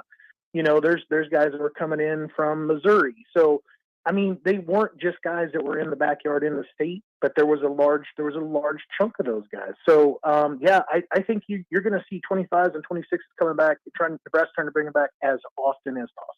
Yep. Bryan Munson of HuskerOnline.com. Is there anything particular that we need to know about this weekend's group of visitors? Anything that stand out to you? I like two of the 2025 guys coming in. Jack Limbaugh has moved up his visit for La Tech weekend from Michigan. So he is the edge prospect opposite Alex Mansky at Algona, Iowa. So those are two top 2025 guys that basically Nebraska has at the same high school over in Iowa. Great sign that Nebraska obviously hosted Mansky last weekend. Great sign they're bringing in Jack this weekend. And then here's a guy for Nebraska fans to keep an eye on, Jackson Carpenter. Lincoln Southwest athlete, probably more of a wide receiver, could play some defensive back, visited North Dakota State last weekend, picked up an offer at North Dakota State. So what does that tell me? North Dakota, because North Dakota State does not make a lot of early offers to recruit. So I think that's a sign of some big things to come from Jackson. So he'll be in Lincoln this year, for the first time this season. Was there for a little while for summer camp. I think he tweaked a hamstring. Having a pretty big year for Lincoln Southwest. So those are two guys I'm keeping an eye on. I think Jack Limbaugh has got to be right at the top of Nebraska's board when it comes to the edge prospects. So that's a big one. All right, Munson. We'll let you go. Enjoy your weekend, my friend, and enjoy the weather hunting tomorrow afternoon. I'll have the old webcam up there. I'll be up on the platform. All right, man. See ya. Later, brother. Bryan Munson of HuskerOnline.com. I know we didn't ask for video of this, by the way. No, we don't need this. You don't need him to go up on the platform with the Speedo on and throw his finger up into the air. No. His word is bond. Yeah, nobody needs that. Yeah. Want to provide a amateur weather forecast for tomorrow? You feel free to do so. But we did get a poll question up during that conversation with Munson. Thank you for that, Connor. And the question was, is it time to start talking about the wind? I'm hearing it's time. It's time to also up on the polls. Have you met Andrew Luck? I assume no is winning. I'm not going to check on it yet. Okay. We have to respect the integrity of the polls. I'm not trying to persuade anybody one way or the other. Good stuff from Munson. Jeff writes in. Hi, Jeff. 5-star raves about Nebraska, but doesn't commit. Haven't seen that before. Yeah, I understand people's frustration with it. I really do. I get it. But I do think it hits a little bit different in the first year or so of the coaching staff, and it gives you an opportunity to capitalize, just as it did during the Scott Frost era, just as it did during the Mike Riley era, just as it did during the Bo Pelini era. Remember, each new coach at Nebraska has not had a difficult time attracting super high caliber prospects early on. But, and actually, let's take Bo out of this. So Riley and Frost. They have not had difficulties attracting high talent right out of the gate. But what happens is, as time goes along, the results aren't following, and then those guys start to sort of slide off the board, and then your recruiting changes directions. The problem is not Nebraska going after the 5-star kids. The problem is what happens when Nebraska attempts to capitalize on their early recruiting momentum by winning football games in the field, and they just haven't done so yet. So Matt Rhule's a process guy. The process isn't bad. The process is okay, but you have to execute, right? Nebraska has to get some momentum going. It just hasn't happened under the previous two coaching staffs. And I've been impressed by every new coaching staff that has come in here for what they have done from a recruiting perspective, especially early on, without the results. Each coaching staff has been able to sell that vision and really turn it into some pretty quality classes right off of the bat. That's where Nebraska needs to sort of find their base at in recruiting. But there's a level up. And that only comes when you win football games. Josh, say it. Win games. Thank you. It's going to happen. Win game. Well, it might happen. I think it'll happen. But you got to do it in order to recruit well. Coming up next, Bryan Christopherson of Husker 24/7. We'll get his final thoughts on what in the world we're going to see at quarterback this weekend and elsewhere around the field. Also, Sipple will join in the noon hour. Keys and Peas, plenty to come on a Friday edition of the Connor Happer Show on 1620 The Zone. Caller 4 right now, 402-951-1620. Qualifies for 1620 The Zone's 4-quarter pick'em. It's your chance to pick 4 football games correctly against the spread to win $1,620. Call 402-951-1620. Call now to qualify with 1620 The Zone. Previously on Unsportsmanlike Conduct. Being in the air sounds more fun than being on the sea. They're not going to make the same mistake twice. Give me the Hindenburg Part 2. Oh, the humanity. That could be their tagline. Oh, the humanity. There you go. Say it like that. In a positive way. Well, there's a reason why they don't do the blimp travel anymore. A, it's slow, and B, it was flammable. Unsportsmanlike Conduct with John Bishop and Josh Peterson. Weekdays 2 to 6 on 1620 The Zone. Your Omaha area forecast from Canoyer Garden Center and KETV Newswatch 7 on 1620 The Zone. Plan for a wet morning drive Friday as showers and thunder showers move through the area. Expect drier conditions in the afternoon with a little more sunshine, highs topping out in the upper 70s. Can't rule out additional spotty showers into the evening. I'm meteorologist Sean Everson from KETV Newswatch 7. The Connor Happer Show returns in minutes on 1620 The Zone. The Zone Hotline is powered by 42 Degrees, The Source, by your mom's house. Every day, the Salvation Army helps those most in need in the Omaha Council Bluffs metro. When natural disasters strike, when the cupboard is bare, when those recovering from addiction need support, and more, the Salvation Army is there to help. We invite you to connect with us online to learn about our services, volunteer, donate, or get assistance. You'll find links to our Facebook page and Twitter feed and much more information at salarmyomaha.org. The Salvation Army, doing the most good right here in the metro. Visit Sid Dillon Chevrolet, Nebraska's #1 volume Chevy dealer, to find the perfect vehicle for wherever your plans take you. Shop SidDillonChevy.com. Chevy, find new roads. You are what drives us. Sid Dillon. Hey everyone, Josh Peterson here for my friends at Miracle Hill Golf and Tennis. Their annual Big Baller Big Cup Scramble is coming up at the end of September. On the 30th, 4-person scramble, only $320 per team, 9 a.m. shotgun start. The big cups are in play on the 30th. Get signed up today by visiting miraclehillgolf.com/store. Of course, the golf, the cart, big cups, as I mentioned, there'll be prizes. You'll get fed, and you'll have a great, great time. Sign up today at their website, miraclehillgolf.com. Our Cox mobile plans are like a band. The more people you add, the better it sounds. So, add more lines to save more. Pay as low as $30 per line when you add 4 or more gig unlimited lines. It's easy. I like the sound of that. Visit cox.com/mobile. 4 lines required for $30 per line. Price max of 5 lines. Prices exclude taxes, device activation, and other fees and charges, which are subject to change. Cox postpaid internet required. Other restrictions apply. The brand new Dollar General Distribution Center in Blair is now hiring. Starting wage is up to $22 per hour with benefits including medical, dental, vision, 401k, and a $2,000 sign-on bonus. Apply today by texting DG Warehouse to 25000 or online at dollargeneral.com/careers. Again, apply today by texting DG Warehouse to 25000 or online at dollargeneral.com/careers. Dollar General can't wait to have you become a team member at their brand new distribution center.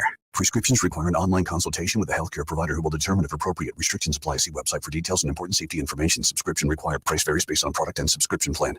Hey guys, did you know there's a generic form of Viagra that works just the same, but is 95% cheaper? And you can get it online? Just go to hims.com/radio. Through Hims, you'll get a free medical consultation, discreet shipping if prescribed, a 100% online process, and trusted generic alternatives to the name brands at up to 95% off. That's right. Get generic for Viagra, the same active ingredient as brand name Viagra, but for 95% less. It's the same medication, still prescribed by a licensed medical provider, but with zero copay, no expensive appointments, and no awkward face-to-face conversations. To start your free online visit, you need to go to this exclusive address, hims.com/radio. That's hims.com/radio for your free online visit. hims.com/radio. Equitable Bank. We take banking personally. EquitableOnline.com. Hey, Brian. Bryan Christopherson. I gotta take this. It's Hap. B-Rye, B-Rooney. Drove my Chevy to the levee, but the levee was dry. Bryan Christopherson. Husker 24/7 on the Connor Happer Show on 1620 The Zone.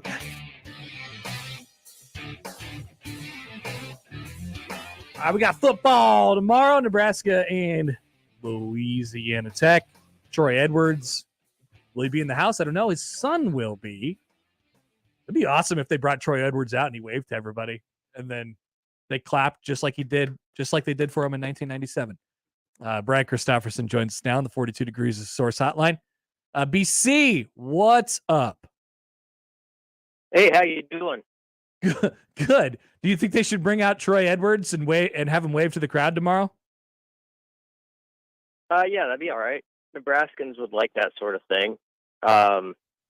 Particularly if it was like at a point where it's like 17-3 Nebraska, or some score like that. Yeah, it's got to be a situation where everybody's nice and comfortable. Yeah, nice goodwill situation. But yeah, that would fit kind of how we like our things around here, and there's nothing wrong with that. Also, do you think they should put Jake Diekman in his Nebraska football helmet on the Pro Big Red video tomorrow? Yes, that should be definitely a part of it. Okay. That was a fun clip of Jake. Although I'm hoping the Rays don't do too hot once we get to the playoffs. But I mean, I'd be fine with them over others. But of course, I'm dreaming big with the Minnesota Twins suddenly going from like an 85 win team to like a story of October, which is not going to happen. But let me have that like idea in my head. All right, fine. Because I was gonna come at you with the dagger like I did for Brunts yesterday on talking about his teams, but I'll let you decide. Look, BC, you're in the dance. You're in the dance. That's what matters. You're in the dance. It appears they are. Yes. The magic number's 1, so they'd have to lose 9 in a row. And there's like this little piece of me connected to Twins and Vikings history that's like, well, that couldn't happen, right? The Tigers couldn't like win every game. The Twins, but anyway, yeah, they are in the dance, it appears. All right, Bryan Christopherson of Husker 24/7 is with us. You've been asked a million times this week. Now you have all the information that you're going to get before, before anybody takes the field and starts warming up tomorrow afternoon. Your final prediction on how quarterback goes tomorrow for the Nebraska football Cornhuskers. Man, I've gone back and forth on this all week because Tuesday night when I was listening to Rhule speak on like Sims moving around, I was pretty set that they'd go with Harburg for one more week. But the way things have kind of shaped up, I wouldn't be surprised if Sims trotted out there. What's more interesting to me than the guessing game? It's a situation they're in where you got Michigan coming up in a week. Yeah. And if Sims is close to healthy, if this coaching staff really believes he's like the number one guy when he's fully ready going forward, you kind of want him to. I'm not saying tomorrow's an easy game by any means. It might not be, but you do need him to maybe have a runway in a game like that, correct? Like we're building into Michigan and Illinois, it might be useful for him if he can go against a non-Power 5 team and hopefully have some confidence-producing moments that go with that. So I can see just when you look at the schedule why there would be a lot of appeal if he's very close to getting him some action tomorrow. Also with his safety in mind and not wanting to rush him back too early. So I think it's a tough decision. It's always been laid out that Sims is the number one guy if he's healthy. It was like going into the Northern Illinois game, and I don't think that's changed. So if he's close to that, I kind of think we could see him.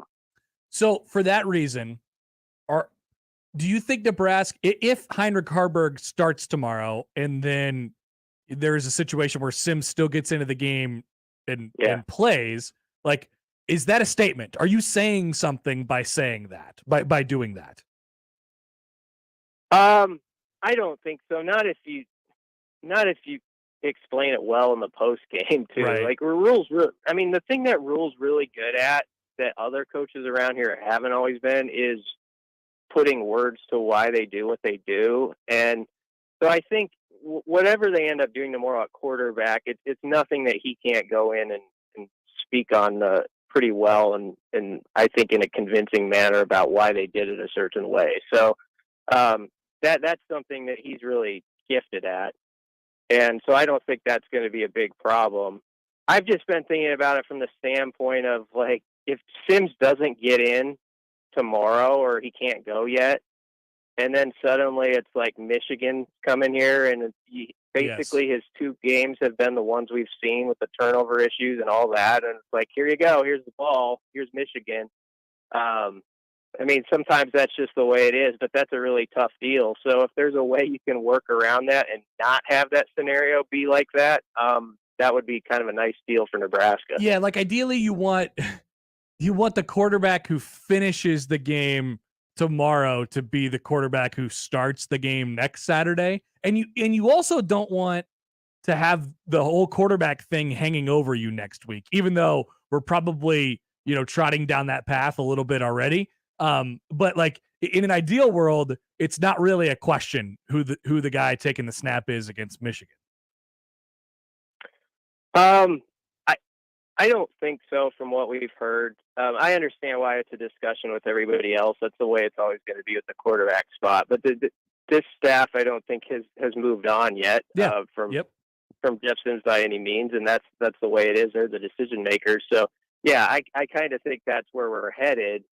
So that it just goes back. I won't repeat it all, but that's why I think tomorrow would be very useful if he could get some reps. But if he's not ready to go, and you don't want to force something before you should, if he's not moving around quite like he should. But the way Rhule said it the other day, it sounds like maybe he's not 100%, but you can't really tell that he's not 100%. That was basically the paraphrase of it. So that sounds like a guy who's right around the corner from playing. Bryan Christopherson of Husker 24/7 is with us. What are you expecting defensively tomorrow? I mean, it seems like a game where, and they've done this so far this year, and they could keep Louisiana Tech to a pretty low number tomorrow. I know we sort of need to maybe like adjust our thinking. Like, we have high expectations for this defense, but I don't know that anything that we could throw out there would be too much for them necessarily, at least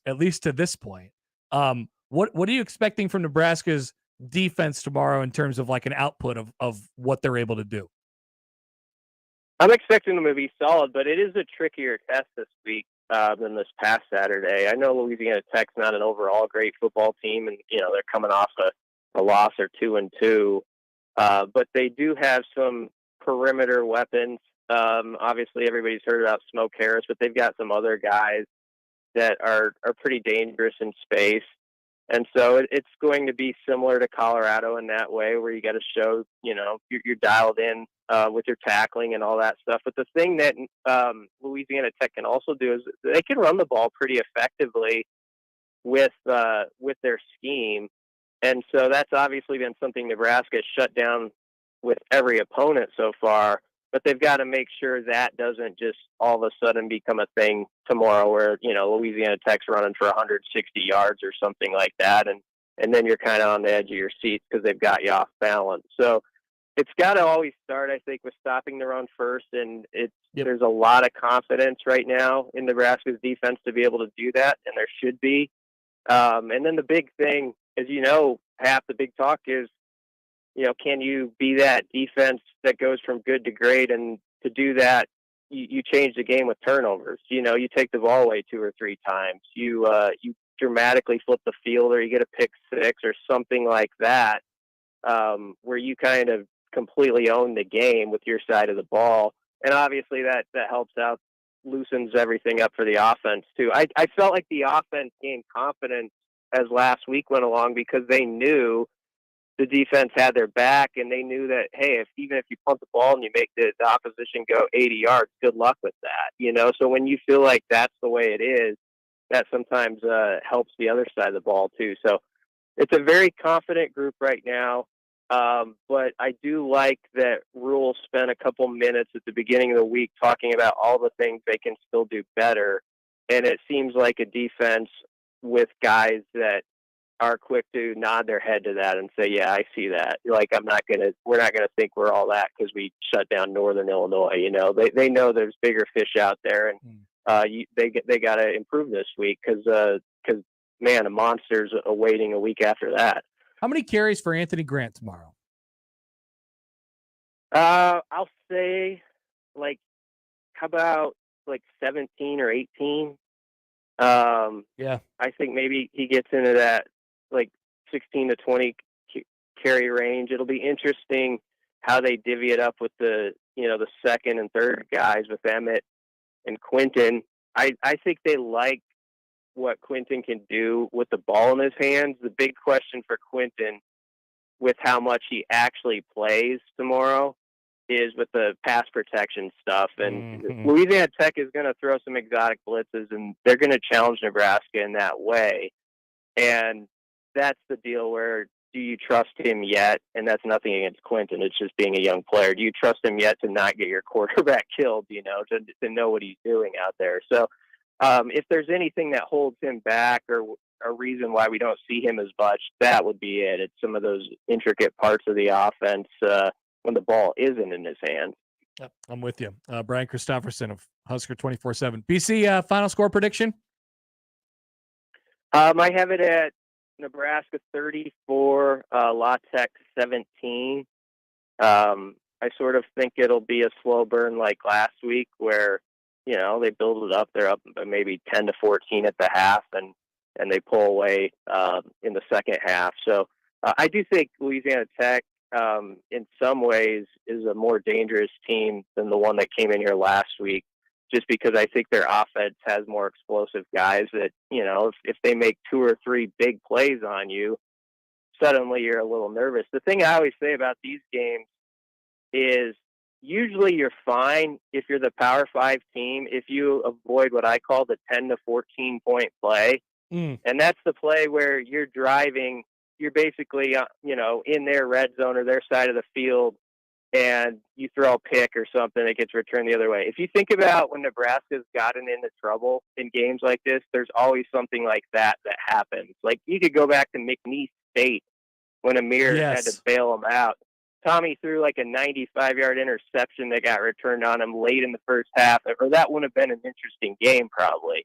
So it's always like a play like that you make the other side believe that we could really do this. They gave away points and we got points off this one play, and suddenly it changes everything. So they just need to avoid that, I think, and they'll be fine. Tanner Lee is very familiar with what you're talking about. Yes. All right, BC, have a good weekend, man. Talk to you later. Yep, thank you. Bryan Christopherson of Husker 24/7. Yes, he is. The old, that's what they should have called him, 10 to 14 point swing Tanner Lee. Rolls right off the tongue. So we're going to talk about this later. BC brought it up. As far as the running backs are concerned, I think you load up Grant in this game. And the reasoning why, and Rhule sort of hinted at this yesterday and Satterfield throughout the week as well, it's the protection piece of it. Do you know where to go? Do you know what to do? Because Louisiana Tech is going to be, they're going to try and rattle the cage a little bit from a defensive side of the ball. So they're going to try and get after whoever's trying to sit back there and pass. There's a couple things that Nebraska can do there, but it will also relate to Nebraska as far as which running back they're going to play. So if you don't see Ives on Saturday, and maybe you won't at all, it'll probably be for a limited role because they're just getting him up to speed, right? Here he comes. Now he's up. All right, we got to learn. We got to get settled. And maybe it's a thing where he becomes a factor in a couple weeks. So I think we're kind of on Grant Island tomorrow. Yeah. I think it's heavy Anthony Grant. I would love for them to find a way to not have the quarterback run be such a big part of what they do. But it's gonna be. But it's gonna be. Yep. Unfortunately, Nebraska's offense in a position where that's where their big plays are coming from. If you ask me, I'll ask you, Josh. Which you haven't. Amazing Daniel nailed the quarterback scenario. Hello, Daniel. Tomorrow. You start Sims, and if he falters, he re-aggravated the injury and comes out. Yeah, you could always talk about it afterwards. Yeah. That's for sure. You could always write it off. But I wonder which sort of direction they go with it. Maybe that'll be the way. Maybe that'll be Sims. Michigan really complicates this one. Michigan just sitting there. Yeah. Because you want to have sort of your ducks in a row before you go into that game. Okay, good stuff from Brian, who has Nebraska winning, what did he say, 36 to 17, 34 to 17, 35 to 17? I know it was 17. Yeah. Don't worry. Later on, from me, you'll have weird score incoming. Cannot wait. We'll also have our keys and our picks for the weekend as well. But next, Josh will bring you the odd news when we return on 1620 The Zone. 1620 The Zone's four-quarter pick'em returns. It's your chance to win $1,620. All you have to do is correctly pick 4 college or NFL games against the spread. Listen to qualify every weekday or enter online at 1620thezone.com. One lucky listener will be selected each week to make their picks live on air. Awesome. Go to 1620thezone.com for complete rules and contest details. It's four-quarter pick'em with 1620 The Zone. Hi, this is Doug Nodgard with Equitable Bank. Great service never goes out of style. When the digital age dawned, many said computers would be able to handle many of the interactions that used to take a person. Boy, were they wrong. How many times have you called your bank and gotten a recording to press 1 or 2? Not at Equitable. Not only does Equitable answer your call in the first ring, it's answered by a human being. That's because Equitable Bank values its customers. Equitable Bank, We take banking personally. Member FDIC. Sports fans, Let It Fly Sports Bar is your elevated sports bar experience. Located in the Capital District in downtown Omaha. Experience Let It Fly's unique brand of hospitality with 2 floors, 2 bars, 2 expansive outdoor patios, and an in-house podcast studio with live broadcast of the Let It Fly show. Hosted by me, Michael Severe, and Josh Jones. Host your next college game day watch party, private event, weekend brunch getaway, or a date night right here at the Let It Fly Sports Bar. Try our delicious brunch menu and reserve your seat for the game. If you or someone you know is having thoughts of suicide or experiencing a mental health or substance use crisis, 988 provides direct connection to free, confidential, and compassionate support.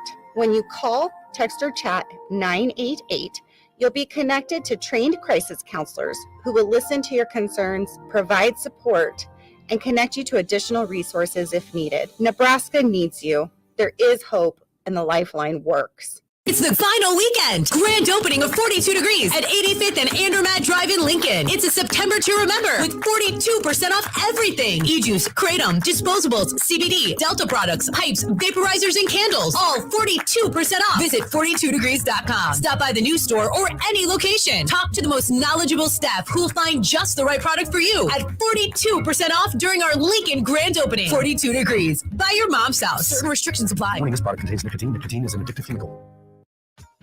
We created a simple PDF that gives you everything you need to know about branding, designing, and building a website that increases revenue. Download the website playbook for free at jmonline.com. If you're considering a website project but not sure who to hire, go to jmonline.com and download the free website playbook. It's a guide to a high-performing website. That's jmonline.com. Snap into the action this NFL season with FanDuel.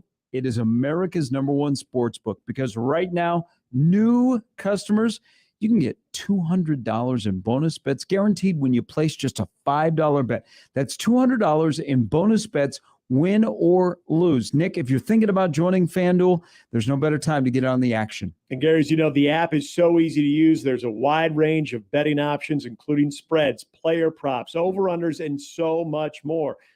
Visit FanDuel.com and use the promo code ZONE. That's FanDuel.com/zone and kick off the NFL season.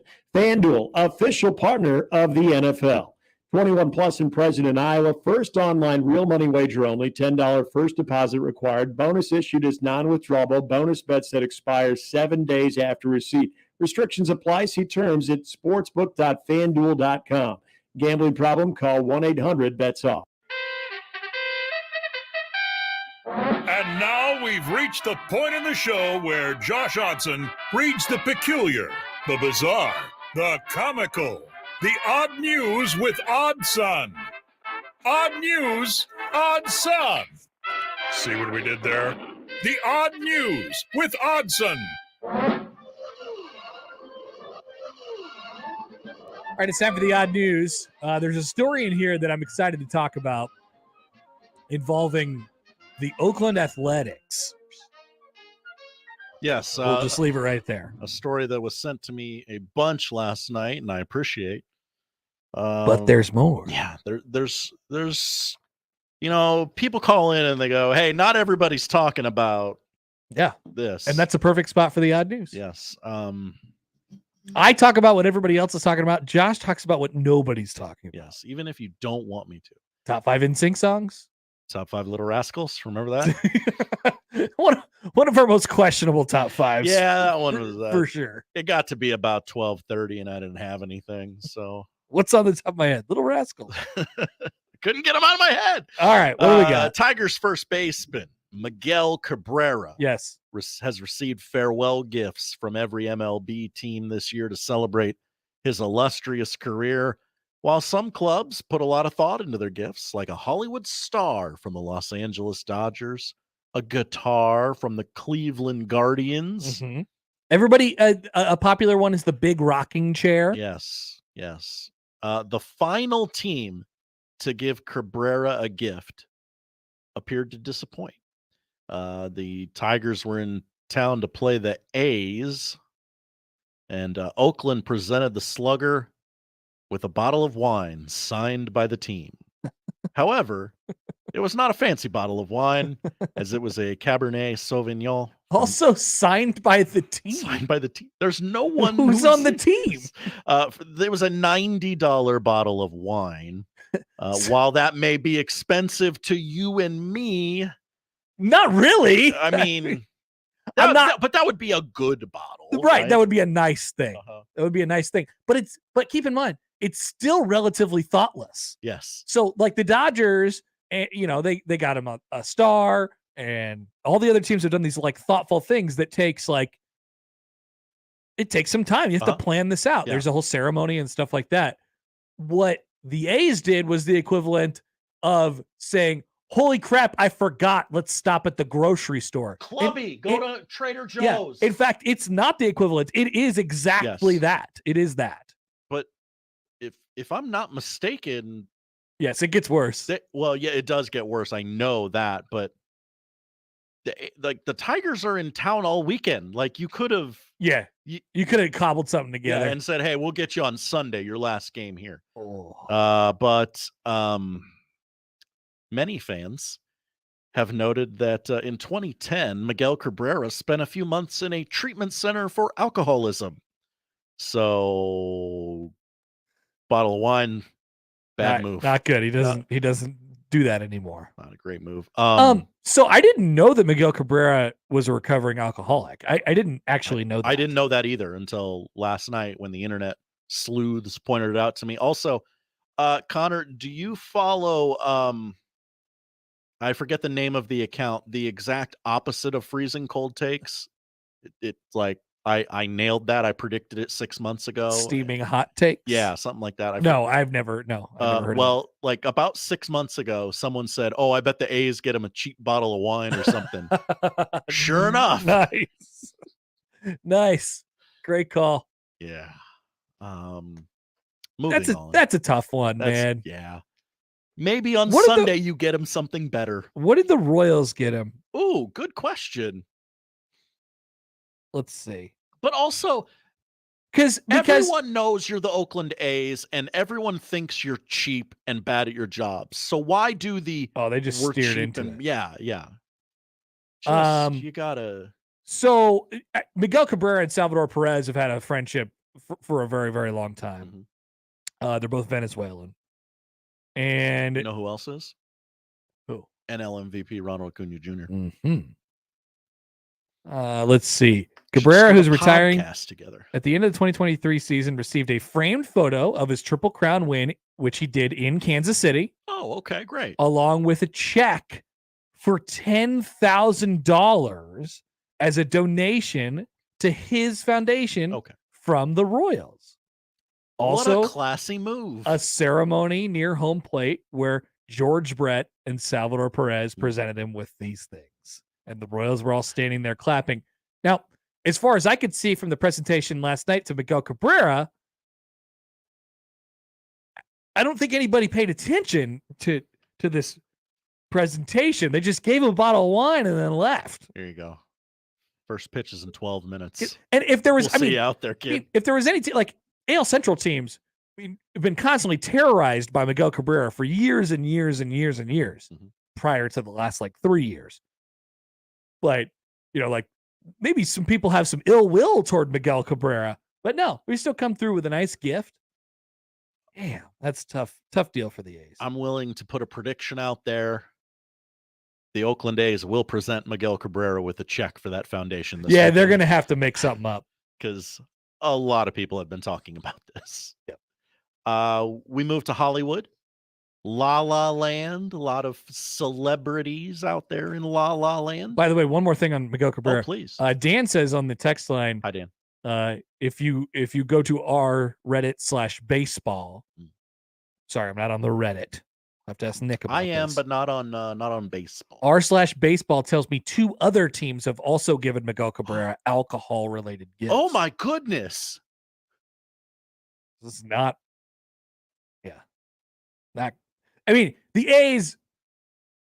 I don't think it's just in that case alcohol-related gifts. For the A's, just gave him a $90 bottle of wine. Anyway, thank you, Dan. Interesting. What's going on? TMZ caught Shannon Sharp outside a Hollywood hotspot last night. And they asked him a bunch of questions, as TMZ is one to do. However, the interview was cut short, Connor. Why? Because Selena Gomez walked out of the same restaurant. He's like, we got one TMZ guy. I got a job to do. Selena! Will you excuse me, Shannon Sharp? Are you on Taylor Swift's new album? Selena, how does it feel to just throw out thirst traps on Instagram all the time? What happened to you and Jimmy Butler? Was that not a thing? Right. Yeah, screw Shannon Sharp in that situation. I got to talk to Selena Gomez. Absolutely right call. Absolutely the right call. Oh, yeah, it was. TMZ interviewer immediately stopped the interview with Sharp to get very blurry footage of Selena Gomez getting into a car. And then once those incredibly important 12 seconds were over, the paparazzo went back to Sharp to apologize for interrupting their conversation. Wow. That's the nicest paparazzi move I've ever heard. You can't do that. You gotta just, Shannon. I mean, think about that. That is so out of character for the paparazzi. Mm-hmm. They don't care. They just got the story. Who cares about Shannon Sharp anymore? They went back and actually personally apologized to him. Yeah. Wow. That's special. If you're wondering, the question lobbed to Shannon as Selena Gomez walked out of the restaurant. Who do you think is going to win the Super Bowl? No, it was, what do you think of Team USA's performance in the FIBA World Cup? Dude, I want to get approached by paparazzi. I would have a take right there for him. Hey, Connor, Sims or Harburg? I gotta like make a note in my phone. If ever approached by paparazzi, here's what you say. They're like, yeah, you can ask me whatever you want, but here I got something to say. Tupac's alive. Kobe's hiding out in Italy. Yeah, that's what Damon Benning would say. Yes. But, Whoa, hey. Oh, sorry. Dump that. Ixnay on the Eamon Enning Bay. All right. Finally, we end. This says North Platte. I believe technically it's just north of North Platte. McPherson County Schools. Okay. Are you familiar with McPherson County Schools? I'm not familiar with McPherson County. So, well, students heard through the grapevine that Hollywood actor Luke Wilson was in the Sand Hills of Nebraska playing golf. Yes, as some people do. Yes, and it was his birthday.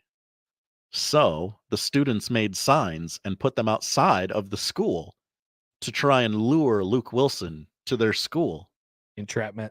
And it worked. Luke Wilson came into the school? Luke Wilson came into the school. Oh my God, that's awesome. He said he was in a hurry to catch a flight, but he did knock on the door and told everyone thank you. He went into the school and was like, hey, everybody, just want to say thank you for the Look birthday at this. signs. This is awesome. Yeah.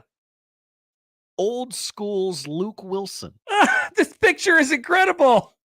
He's just standing there looking like Luke Wilson in front of the school. Yep. Students left starstruck after actor Luke Wilson stops by McPherson County Schools. Oh, man. I got to watch this video. They're going to talk about that in McPherson County for 20, 30 years. This is an amazing picture. I want to take this screenshot. And I want to put it I just want to put it out there. So correct me if I'm wrong. This. It's literally just Luke Wilson. It's just Luke Wilson standing in front of the yard signs. It's not. Who do you think his he's playing? Handler, his golf buddies. Well, but somebody's taking a picture of him. Mm-hmm. That's it. Sure. Who's Luke Wilson playing golf with at Sandhills? I don't know. If any investigative journalists out there, spy reports, can let us know who Luke Wilson was playing golf with. We would love to know. Yeah, please. We got any Sandhills connections? I would think you probably are better at that than me.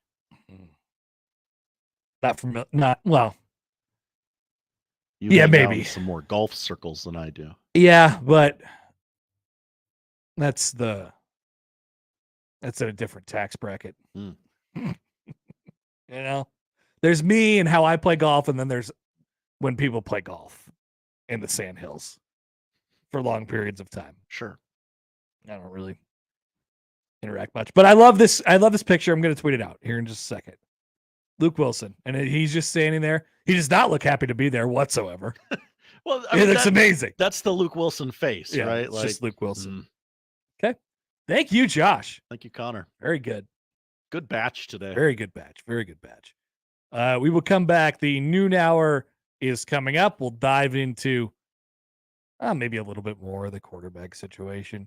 And an update on what Lincoln Riley has done this week. We haven't talked about that yet either. This buffoon. Sipple's going to join at the bottom of the hour. Plenty to come on the Counter Happer Show on 1620 The Zone.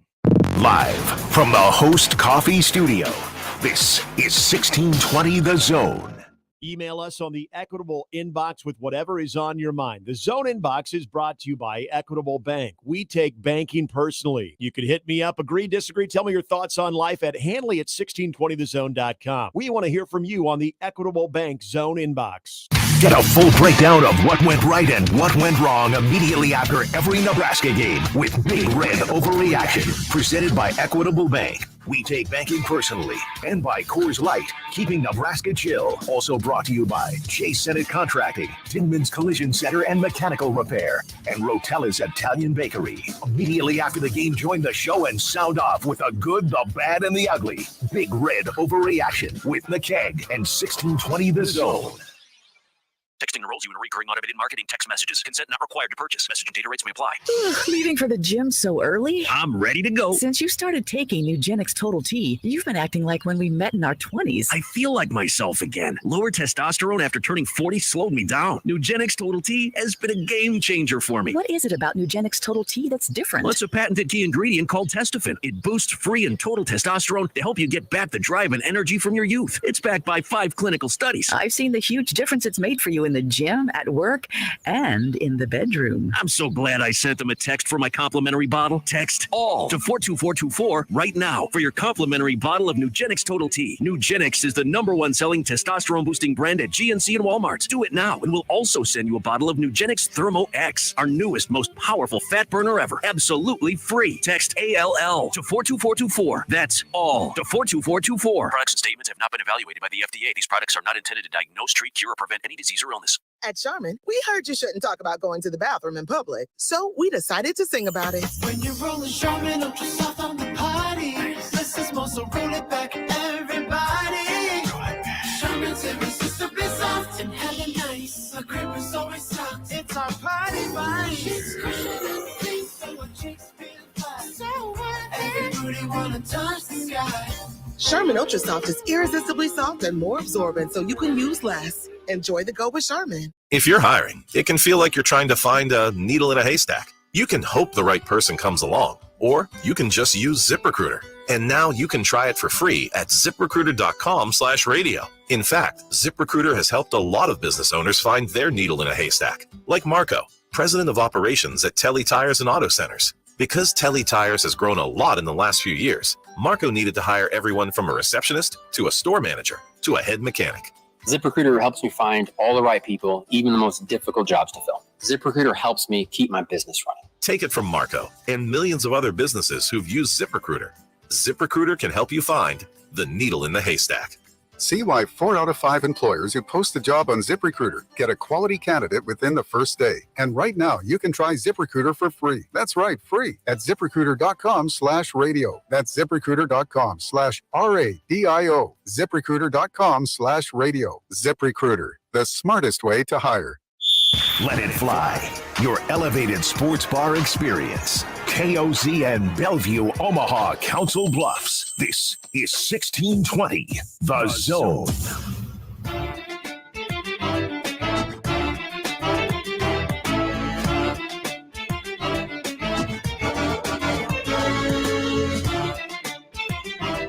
Welcome back. We're the Connor Happer Show here on 1620 The Zone and on 1620thezone.com. I just tweeted out the screenshot from our friends at NBC in North Platte. So out of all of the people of all time in Nebraska naming little towns that they're from and that I've never heard of, over this period of time, over my life, I've come to know many of the towns, or at least I've just heard of them. You're very good at that. Right. I at least just remember the towns. You're as good as it is as Josh is bad at it. Okay. That's nice. Thank you. In my time of listening to Nebraska, people from Nebraska name the places that they're from. Like, seriously, in college, I was exposed to this like for the first time. Omaha, we're a little, secluded. We're off on our own. And so I'd spend most of my life in Omaha. We went to college in Lincoln, and all of a sudden there's a whole bunch of people from around the rest of the state. And you're like, where are you from? And it became a competition amongst those people to say, like, how few stoplights these people they had in their towns, and the population, or how few of people they graduated with. Like, I'm dead serious. This is a thing. Sure. I had never met anybody from, nor have I ever heard Tryon, Nebraska. How do you spell that? Tryon. Okay. Tryon, which is the home of McPherson County High School, which is a high school that I have never heard of. I mean, usually if you haven't heard of the city, you've heard of the high school, because yes, there will be a high school that makes a state tournament final one time, or makes yeah. a state tournament once, like in basketball or something like that. We've heard all the names by now, and we generally know where they're located. It's a long trip for some of them. I don't think that I've ever heard of McPherson County High School. Have you? Do they play sports? I haven't. No, but I'm not the person to ask about that. McPherson County High School, Nebraska. Let's see. Let's see if they have a Max Preps. There you go, McPherson County. Who's the football team play tonight? They're the Longhorns. Oh, love that. I mean, I hate that. But. Who does the football team play tonight? Oh, maybe they. Well, it appears as if they haven't had a football team since 2017. Damn. So they must have consolidated with another school. Somebody's gonna have to give me the details on this. Help us out. And they haven't updated. Either they haven't had a basketball team or a football team, or they haven't updated their Max Preps page in a handful of years now. Over at McPherson County High School. But congratulations to them, because they got Luke Wilson to stop by. Here's one from Cody. Phone's ringing. Here's one from Cody. They call it Sand Hills Valley. In high school sports, they go by Sand Hills Valley. Husker fan says McPherson County is in Tryon, Nebraska. Very small, dry county. Luke's probably golfing Sand Hills Golf Course. Yes. Husker fan also says McPherson County School is K through 12. I assure you, all in one building. Yeah, I can pretty much guarantee that as well. Sand Hills Valley High School, or Sand Hills Valley Sports. Let's see. Sand Hills Valley. They in Stapleton. Chris Stapleton. In Chris Stapleton. They are 0-5 in football. That's what I'm seeing this year. And last night they got beat by St. Patrick's. North Platte St. Patrick's. 71-14.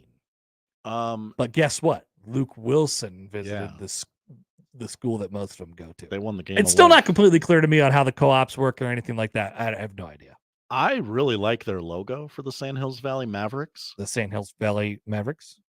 Yeah, it's like a bandit. Yeah. It's like a bandit guy. It's cool. Cool logo. I like it. Give me a hat. For the first time ever on the radio, on the sports radio, shout out Tryon, Nebraska. That is a small town that I've never heard named. You know, there is a Wordle, or not a Wordle, a Sporkle quiz where you have to name as many towns in Nebraska as you possibly can. Oh, there's like 400 of them or something like that. You just have to, you get like 20 minutes and you just have to fire off as many of them as you possibly can. I'd be terrible at that. I would be too. For the crossover this afternoon, make Josh take that. That is a good idea. Actually, I'm sure that's been done before. All right, tomorrow. What? Audubon. Nebraska? Yeah. Yes. Pleasantdale. All right, I'm done. Dudes can just sit around all day and name towns in Nebraska. But they won't go to therapy. But they won't go to therapy. Will anything that happens tomorrow in Lincoln move the needle for how you feel about this team going into the Michigan game? And I also want to know, I also want to set out a little bit of a preemptive, how are we feeling for the Michigan game? Will Nebraska figure out their quarterback situation? Not good. Not good. I'm relatively optimistic. Now, I don't think that Nebraska is going to win. But my thought right now, and we'll see what happens tomorrow, I feel weirdly confident that Nebraska will sort of just hang in there with Michigan. Does anybody else feel that way? I know John Bishop and I, hashtag John Bishop and I discussed this yesterday on the crossover. I weirdly feel as if Nebraska is sort of well equipped to kind of hang in there. That is, of course, if they don't turn the ball over. If they turn the ball over, it could be, a massacre. But I kind of like how Nebraska's going to play it. It's going to keep them in most games. I'm interested to see how they Big Ten this game up, because they're the team with the physical advantage in this game, and usually, that doesn't end well for the team that's trying to cover. Just in terms of a cover, not necessarily of a win and a loss. I think they're going to Big Ten up this game, and they're going to Big Ten up every game that they play in the rest of the season because they know what their strengths and weaknesses are. They know what their limitations are. So while Nebraska might not win by much this weekend, maybe you think that, maybe you don't. If they don't win by much this weekend, I don't know that it necessarily affects my feeling on Michigan next weekend.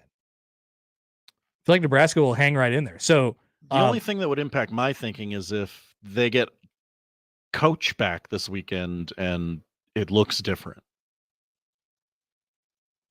I guess I don't know how much of it. You're talking about Harbaugh? Yeah. Yeah. I mean, I assume it will, because it's looked so weird in the first two games for them, not including the whatever formation they did to honor Jim Harbaugh. We love you, coach. Rest in peace. Except for he's alive. Yes. I imagine that'll improve the operation at least a little bit. But I'm talking about the Nebraska side of things. Is there anything that Nebraska can or will or won't do this weekend to move the needle on how you feel about the Michigan game? Basically, I'm trying to ask, have you gained any confidence over the last 2 weeks? Nebraska taking care of Northern Illinois, and maybe you take care of business tomorrow, or let's assume you take care of business tomorrow. Does that ease your mind at all? Or are you still scarred from the first two games of the year? And by the way, I want to do a little bit of revisionist history on that. I don't think you should be scarred from the first two games of the year.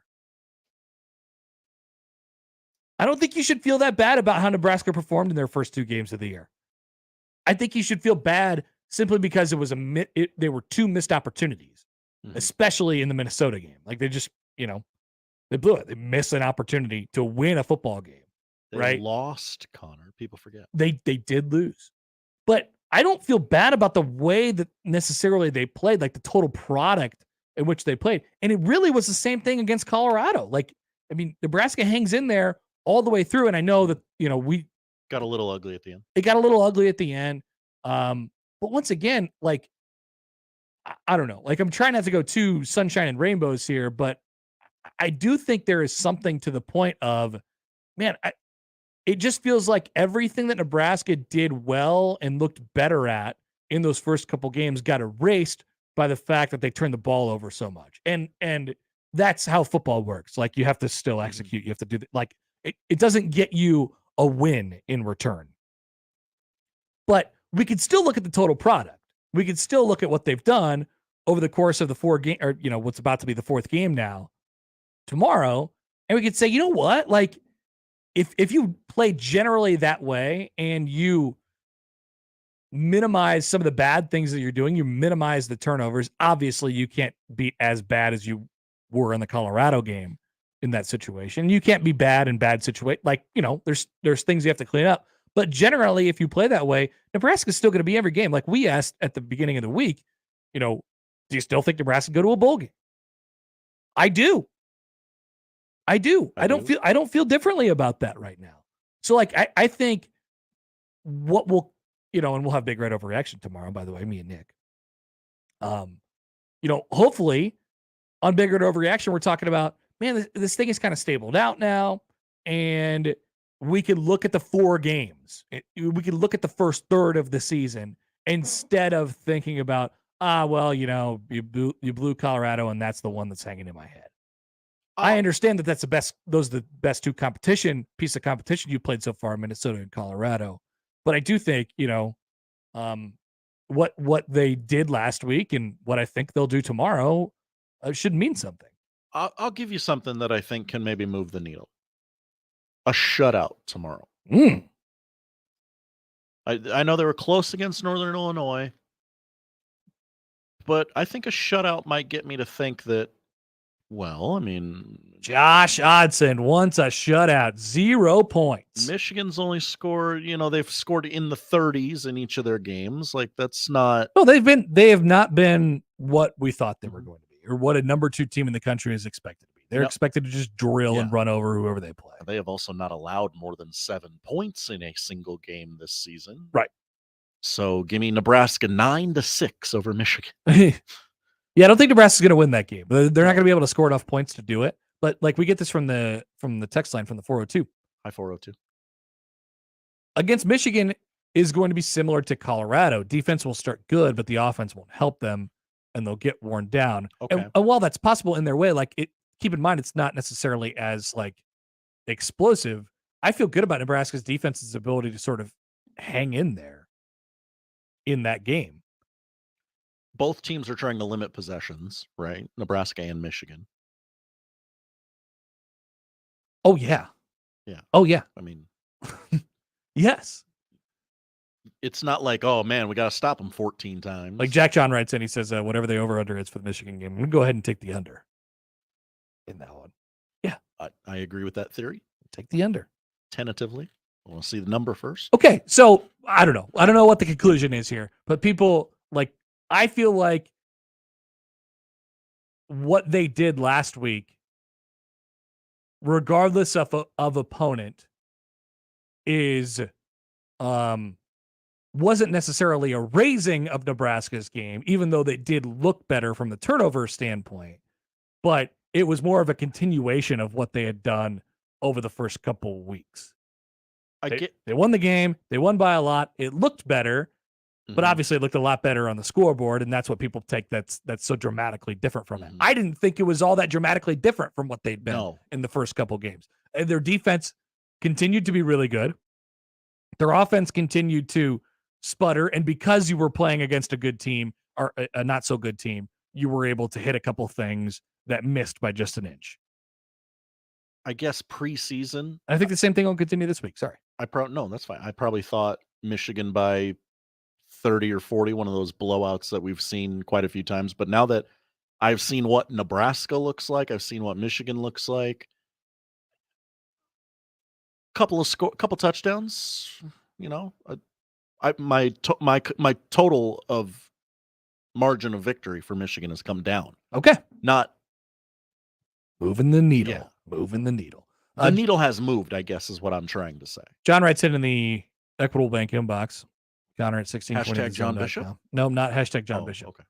When Rhule runs out Sims for the first play tomorrow, and then when Sims has 2+ turnovers, and when Rhule keeps Sims in the game, then my needle is going to move, just not in the direction that you would want the needle to move in. Okay, let me ask you this then, because everybody's like, all right, Sims is going to go in and he's going to turn the ball over 3 times, and that's what's going to happen because that's what always happens. Let me ask you this. What if Jeff Sims starts tomorrow and he plays well?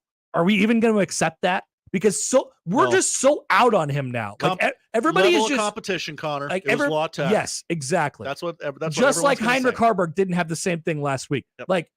I don't even think people are accepting of this anymore. I don't even. We have everybody has just moved on from Jeff Sims. You've seen what you've needed to see. You've seen him for 2 games. That's exactly who he is. That's exactly who he will always be. And you can never convince me differently. I hate that. And I'm not saying that you are 100% wrong. I'm not saying that you have to be wrong, maybe the turnovers are going to be too much for him to overcome, and it just stays that way. But what I'm telling you is there's not a big enough sample size yet. There's not a big enough sample size yet. And everybody will come back and they'll say, oh, well, he played 25 games at Georgia Tech and he turned the ball over and he threw 25 interceptions.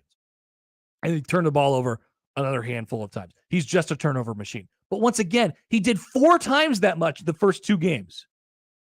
You can live with 1. You can almost live with 2. I think you're going to have to live with 1 because I do think in the passing game, there's going to be 1. To a certain extent, sure. He is what he is. That's fine. Heinrich Harburg should have thrown 1 last week and he fumbled 1. Right? And I was like, oh, it wasn't Heinrich Harburg's fault. Okay, so then we're including like what ifs on everything. Like if you unpacked all of Jeff Sims' interceptions at Georgia Tech, you would find that not all of the interceptions were his fault either. Right? So if you wanted to do that, then you got to do that for every single one of them. You can't just do it when it fits your narrative. And quite frankly, you're not going to look at the film. Just people are just so sick. Like, I don't know why it flipped so quickly. How did it happen so fast? Because it was a close loss, Connor. So you're looking for the margins. And that's all Sims. That was the margin. Man. Ray has stepped up. What's up, Ray? On YouTube. I've been critical of Sims, but if he has a good game with no turnovers, then I will absolutely back him as the guy. Just got to see it. Thank you. I don't mean to mischaracterize everybody, but like that's how I feel. That's the vibe for sure. Isn't that sort of how it feels? If Jeff Sims starts tomorrow and plays well, people just won't even accept it. They'll be like, yeah, whatever. Doesn't count. Yeah. Do it against Michigan. Yeah. Do it in the college football playoff. That stinks. Do it against Bama. Right. Rick writes in. Hi, Rick. Jeff Sims should get the whole year as a sample size. Well, I mean, I don't know if that's being sarcastic. I don't know what that is. But yeah, I just don't know yet. And I think people will always say like, you know, when you know. I was so amazed that we came back on Monday after the Colorado game, and I couldn't believe that everybody was just so sure about it. They were talking about it on the broadcast. Everybody on Twitter was like, you got to just, there's no way that Sims can play anymore. There's just no way that Sims can play anymore. I'm like, hold on, guys. Hold on. Everybody was just so sure about it already. And maybe that's eventually the move. Maybe that's eventually what happens. But I'm excited for him this week, if he is the guy, if he's completely healthy, to go out there and hopefully be in a more calm situation. If he's got the yips or whatever people are saying about it, if he can't catch the shotgun snap, then yeah, you can't live with it anymore. You can't. That's the great thing about playing Louisiana Tech. You're afforded a little bit of a margin for error. You have some. So you can, not necessarily you could play around, a little bit with it, but there's just margin for error. But based off of what we've heard about Jeff Sims over the last 2 weeks, the reaction will not be normal tomorrow. Like, what do you think it sounds like? If Jeff Sims is announced the starting quarterback, what's the noise that happens after that? I think Nebraska fans will do what Nebraska fans do and cheer their quarterback. Okay. Now, one fumble, even if he recovers it himself or the team recovers it, even if it isn't a lost fumble, the murmurs begin. Jeff writes in. Hi, Jeff. We're not talking about regular turnovers. The guy can't catch a snap. Rick, or Jeff, that's my exact point. So you're telling me that this guy's played 4 years of college football and you saw him drop a couple snaps and it is your evaluation that he simply cannot catch the snap? Connor's that's what you see? Statistically, that won't happen. Right, exactly. And if it continues to, then he's got to go because there's something seriously wrong and it's mental, right? It's not anything else. But you mean to tell me after watching him for 2 games, that he's been in college football for 3 years prior to this, that he simply can't catch a snap? This is his problem? I'm telling you that it's not. So I'd like to see him in a little bit more comfortable situation. That's all. And there, like Matt Rhule said, there's no excuses. right? Because now there's a guy behind him who can do it, and who can do it consistently, and we don't have to wonder about all the time. And that's a great thing for Nebraska. But it doesn't automatically mean that he's the better option simply because he can catch the shotgun snap. I don't know. Now, I put my quarterback back there, and I expect him to catch the shotgun snap. That's just what I expect, even if he has dropped 7 shotgun snaps in a row. I just expect, just like Cam Jurgens for all those years. Cam Jurgens can't snap the ball right. He snaps it 20 feet over the guy's head. He did it several times. I'm like, it's still a surprise when it happened. It's still a surprise when it happened. Now it becomes more of a, oh God, here we go again. But it's still like, oh geez, come on, we can't get this right. Now I don't expect it. What we're getting now on that is a lot of variations on the same question. Okay, Connor, where's your line then? Where is your line for, okay, he's got the yips, he can't do this, we gotta make a change? Is it something on Saturday? I don't think it's black and white. Yeah, it could be. I think that plug could be pulled tomorrow. Mm-hmm. Yes, I think the leash is that short. The plug could be pulled tomorrow. For me, it's definitely definitely tomorrow. If it doesn't look right against, the worst competition he's faced to this point, then we got going into conference. It's not black season, and white. We got to make a change. It's not black and white. It's not just him. If he throws an interception, he's done. If he fumbles, he's done. It's not just that. Like it's got to be the way. I want him to look a little bit more calm. I want him to look in control. The thing that I love the most about Heinrich Harburg, yes, he didn't turn the football over, which was great last Saturday, is that he had command, right? He was in control. His teammates seemed to respond favorably to him. Like I want to see that from Jeff Sims. I think he's absolutely capable of that. Otherwise, they wouldn't have named him the starting quarterback in the first place. You can't believe that they would have done that. So we'll come back and we'll discuss a little bit more about that. Sorry if you're sick of the conversation, but we got an hour left of it. What if they put him at running back, Connor? Interesting theory. I hadn't heard that one yet. Steve Sipple will join the show next on the Connor Happer Show on 1620 The Zone. The Connor Happer Show. Follow us on Twitter @Happer Show for all the latest news and views. We may even say something interesting once in a while. Unlikely. Really, guys? Previously on Unsportsmanlike Conduct. So you've got a new indoor attendance record. Of course, Nebraska's setting a world record. There's definitely a growing sentiment, and I get it. Some of this stuff is certainly promoted. You're not going to draw these kind of crowds for every single solitary match, but it does show that if you put a little effort behind it, you're going to get people to show up. Unsportsmanlike Conduct with John Bishop and Josh Peterson. Weekdays 2 to 6 on 1620 The Zone. Your Omaha area forecast from Canoyer Garden Center and KETV Newswatch 7 on 1620 The Zone. Mostly cloudy and breezy for your Friday afternoon with isolated showers for the rest of today and into tonight. Expect temperature up near 76 today in Omaha with southeasterly gusts possible up to 20 miles an hour. Staying mostly cloudy tonight, a low of 67, 30 to 40% chance for showers and spotty storms. I'm meteorologist Caitlin Harvey with KET.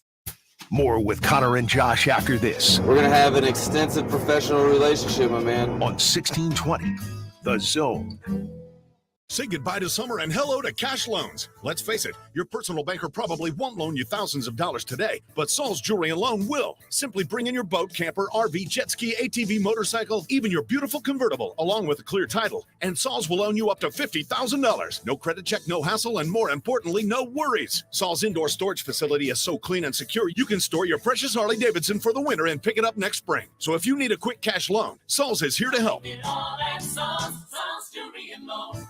Vallis Pumpkin Patch and Apple Orchard has something fun for all ages. Come take a ride on the antique cars, where the kids are the drivers. Visit our foam ball play area called the Egg Scramble. Stop by the cider mill area where you can have a drink of refreshing apple cider and taste some deliciously good barbecue at Ethan's Applewood Smokehouse. Vallis has more than 50 other attractions included with admission, along with fireworks every Friday night at 9. Vallis, the place to visit this fall. If you love food, love fun, love fall, to a Vallis Pumpkin Patch, best of all. At Charmin, we heard you shouldn't talk about going to the bathroom in public, so we decided to sing about it. When you're rolling Charmin Ultra Soft on the potty, less is more, so roll it back, everybody. Charmin's irresistibly soft and hella nice. Our grip is always soft. It's our potty vice. It's cushioning things so our cheeks feel fly. So what? Everybody wanna touch the sky. Charmin Ultra Soft is irresistibly soft and more absorbent, so you can use less. Enjoy the go with Charmin. Attention sales professionals. NRG Media is looking for an accomplished business-to-business salesperson who wants to take their success and skills to a new level. Is this you? Our account executives work with local businesses to create marketing plans to help them get more customers. On air, digital, on-site, audio, video, it's all part of what you can sell. A sales career with NRG lets you make a real difference. Get more info and apply online at nrgmedia.com. NRG Media is an equal opportunity employer. Snap into the action this NFL season with FanDuel. It is America's #1 sports book because right now, new customers, you can get $200 in bonus bets guaranteed when you place just a $5 bet. That's $200 in bonus bets, win or lose. Nick, if you're thinking about joining FanDuel, there's no better time to get on the action. And Gary, as you know, the app is so easy to use. There's a wide range of betting options, including spreads, player props, over-unders, and so much more. Visit FanDuel.com and use the promo code ZONE. That's FanDuel.com/zone and kick off the NFL season. FanDuel, official partner of the NFL. 21 plus and present in Iowa. First online real money wager only. $10 first deposit required. Bonus issued as non-withdrawable. Bonus bets that expire 7 days after receipt. Restrictions apply. See terms at sportsbook.fanduel.com. Gambling problem? Call 1-800-BETS-OFF.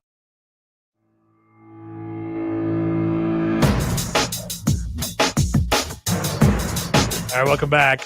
That's not the Steve Sipple Open. It's not, Connor. Very astute observation by you. So what must have happened for the Steve Sipple Open to not be playing right now, Josh? We are going to call Steve Sipple back in 5, maybe 8 minutes. Why don't we give him 10 to 15? Okay. You think he likes that? You think he would like that? I think he might. Would you like to guess what happened? I bet you don't get it.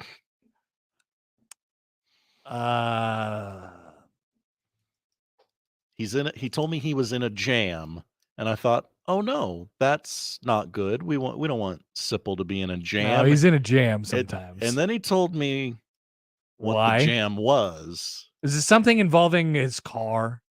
No. Okay. Josh, why don't you just go ahead and tell me? He's in a really long sandwich line. I'm in a really long sandwich line. I got caught up. I would not have guessed that. Call me back in 8 minutes. You know what? Try in 5. See where I'm at. Would not have guessed that. Nope. Not in a million years. Wonder where he went? I don't know. We'll have to ask. About his sandwich. Do you have a top 5 prepared yet? I do. Okay. Let me get to a couple more things on Sims, and then we'll do that, and we'll call Sipple back too. Okay. Chris M writes in. Hi, Chris. On the Equitable Bank inbox. By the way, congrats to old man Doug, who's out playing golf today. Nice job by him. Golf? That's not work. I saw, move old man Doug to California, where people don't work. I also saw old man Doug at Hy-Vee this morning. Man, Doug, man about town. Chris M writes in. He says, so you want to see if he looks more relaxed and in control. You want to see him make basic reads and plays. Nothing spectacular, but at least a competent Division I quarterback. So you are really hoping Sims can look like Harbor. I knew something was coming. Yeah, I want to see him get back to that point, and then I want to see what can be built on top of it. Once again, it is great news for Nebraska what happened last week with the quarterback situation. You have a guy who can accomplish what you want to accomplish, right? I assume that's what it looked like all throughout fall camp. Is that a fair assumption? I believe so. I assume that's what it looked like all throughout fall camp.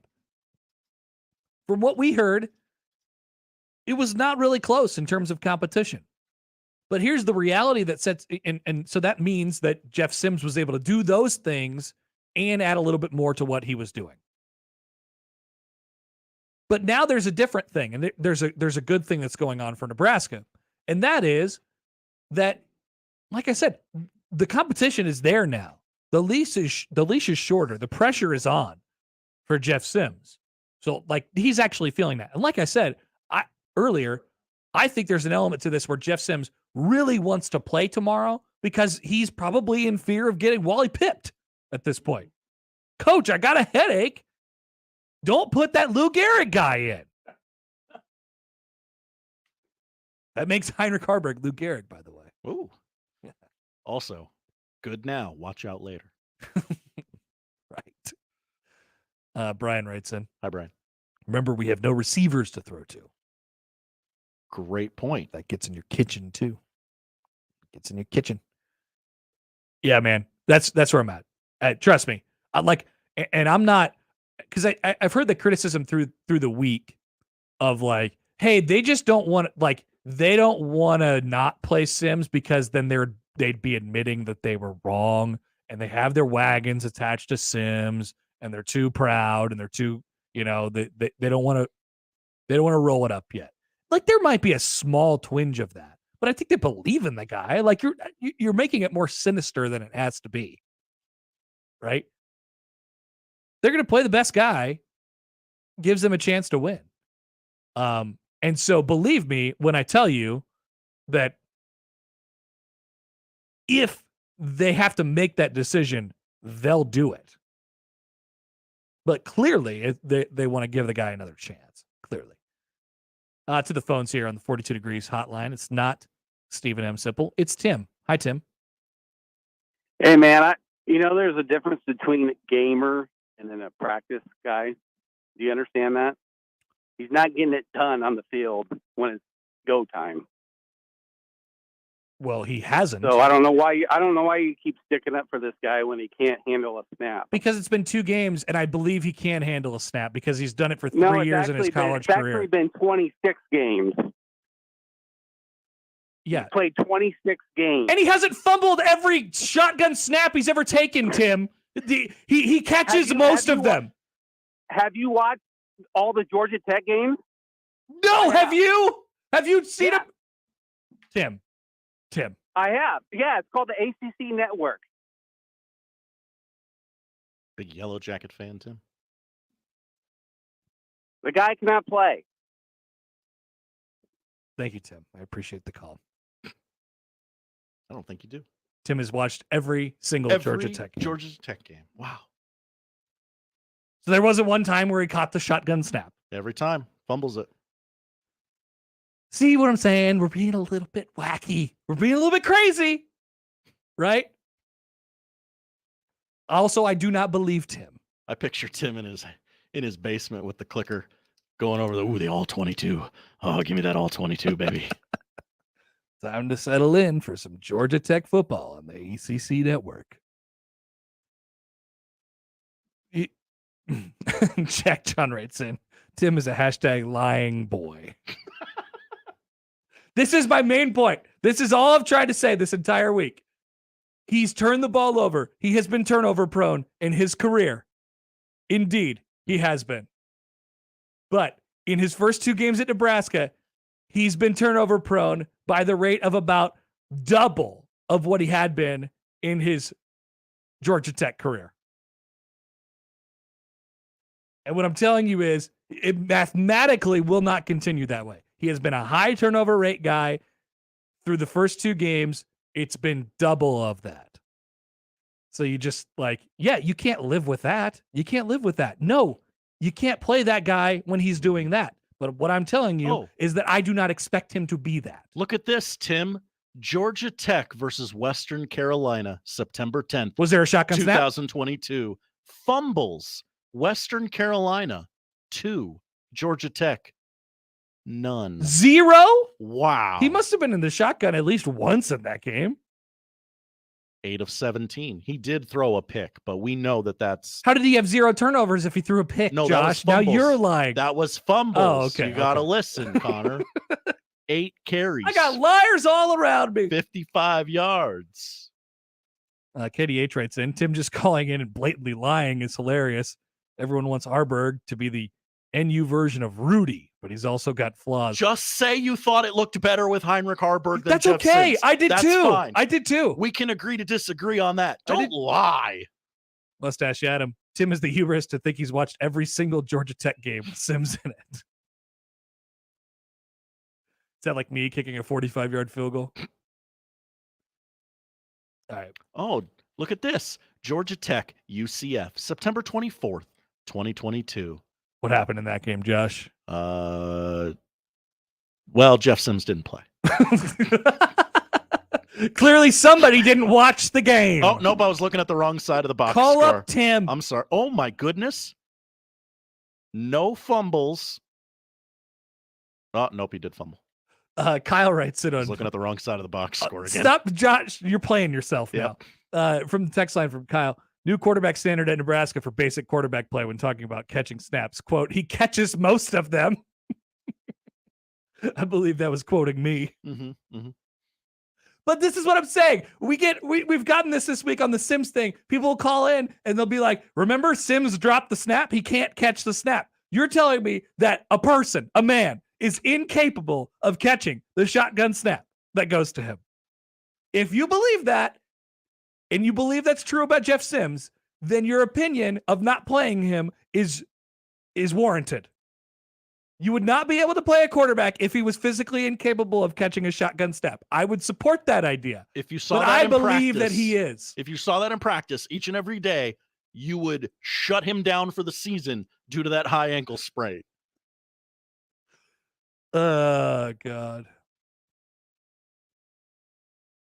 You know what's going to happen this weekend? He's gonna start the game and fumble a shotgun snap. I guarantee it. I guarantee it. It's going to happen.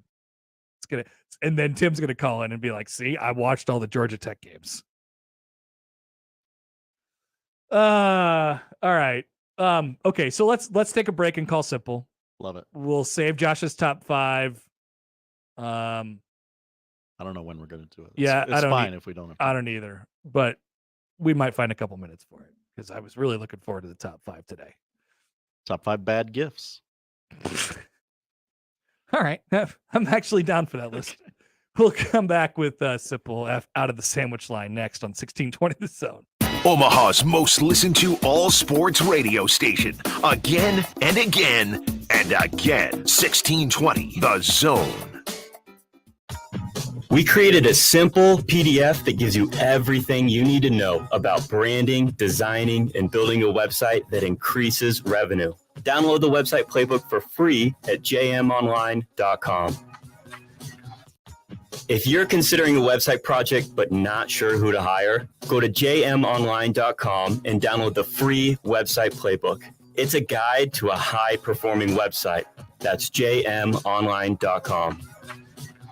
You know, if we know anything, it's that local matters. Local shops, local restaurants, even locally brewed beers. October is Drink Local Month. So the Nebraska Craft Brewers Guild is challenging beer, seltzer, and cider drinkers like you to put your palate through its paces and drink local brews. Because seriously, Nebraska is really on the cutting edge when it comes to brewers who think outside the box. And besides, you really want to be drinking what they drink over in Iowa? Didn't think so. Click nebraska.beer to find brews near you.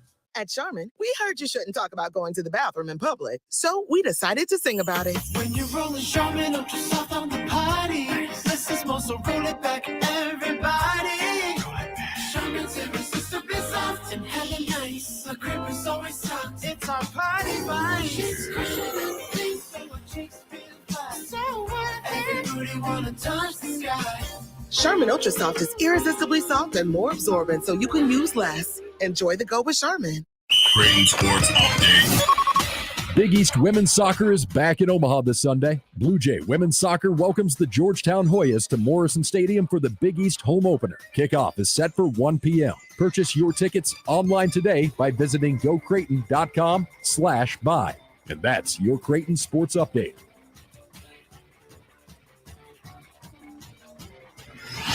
1620 The Zone proudly supports Creighton Athletics. Prescriptions require an online consultation with a healthcare provider who will determine if appropriate. Restrictions apply. See website for details and important safety information. Subscription required. Price varies based on product and subscription plan.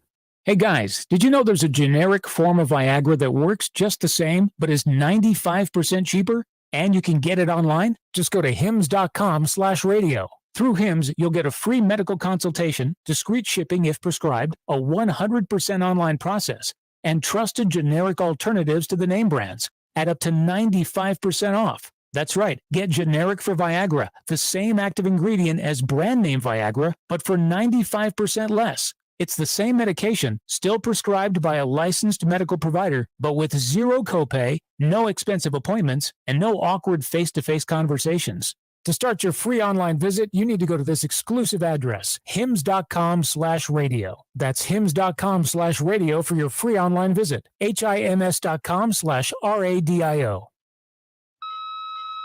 Steve Sipple, Hut, hut, hey! The conversation gets even more uncomfortable, okay? Omaha!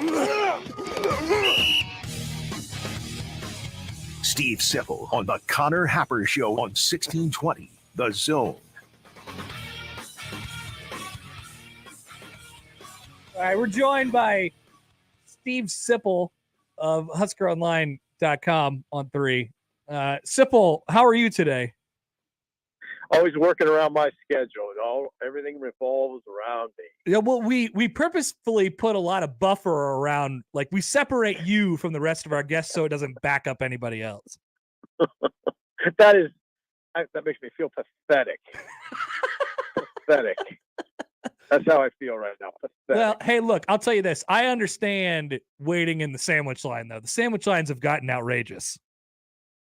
Have they? See, I don't do it very often. I went down to that Pickleman's on O Street. I was startled by what I saw. I was 35 deep. You know, I was like, I thought I'd be just walk in and get a sandwich. No, that's not what happens at noon, I guess. Hey, are you like an impatient? Like, how often do you find yourself waiting waiting in line for something? Because I am so chronically bad at that. I had to we were getting a rental car a couple weeks ago, and it took it took a couple hours, and I was beside myself. I thought about just ditching the entire thing in general and just leaving in an Uber. Ditching the trip. I was gonna hop back on the plane and go home. Yeah. I don't know. I mean, it just depends on the situation. But I will tell you, I don't get caught in lines very often because I don't do much. I'm not out all much. So I think I fall on the patient side, generally speaking, though. Okay, that's good. That's a good trait to have, I suppose.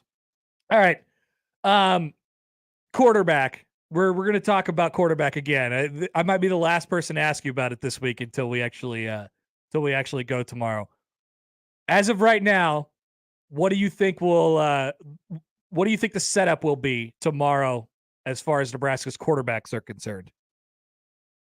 That's a good way to put it. Setup. I think I mean,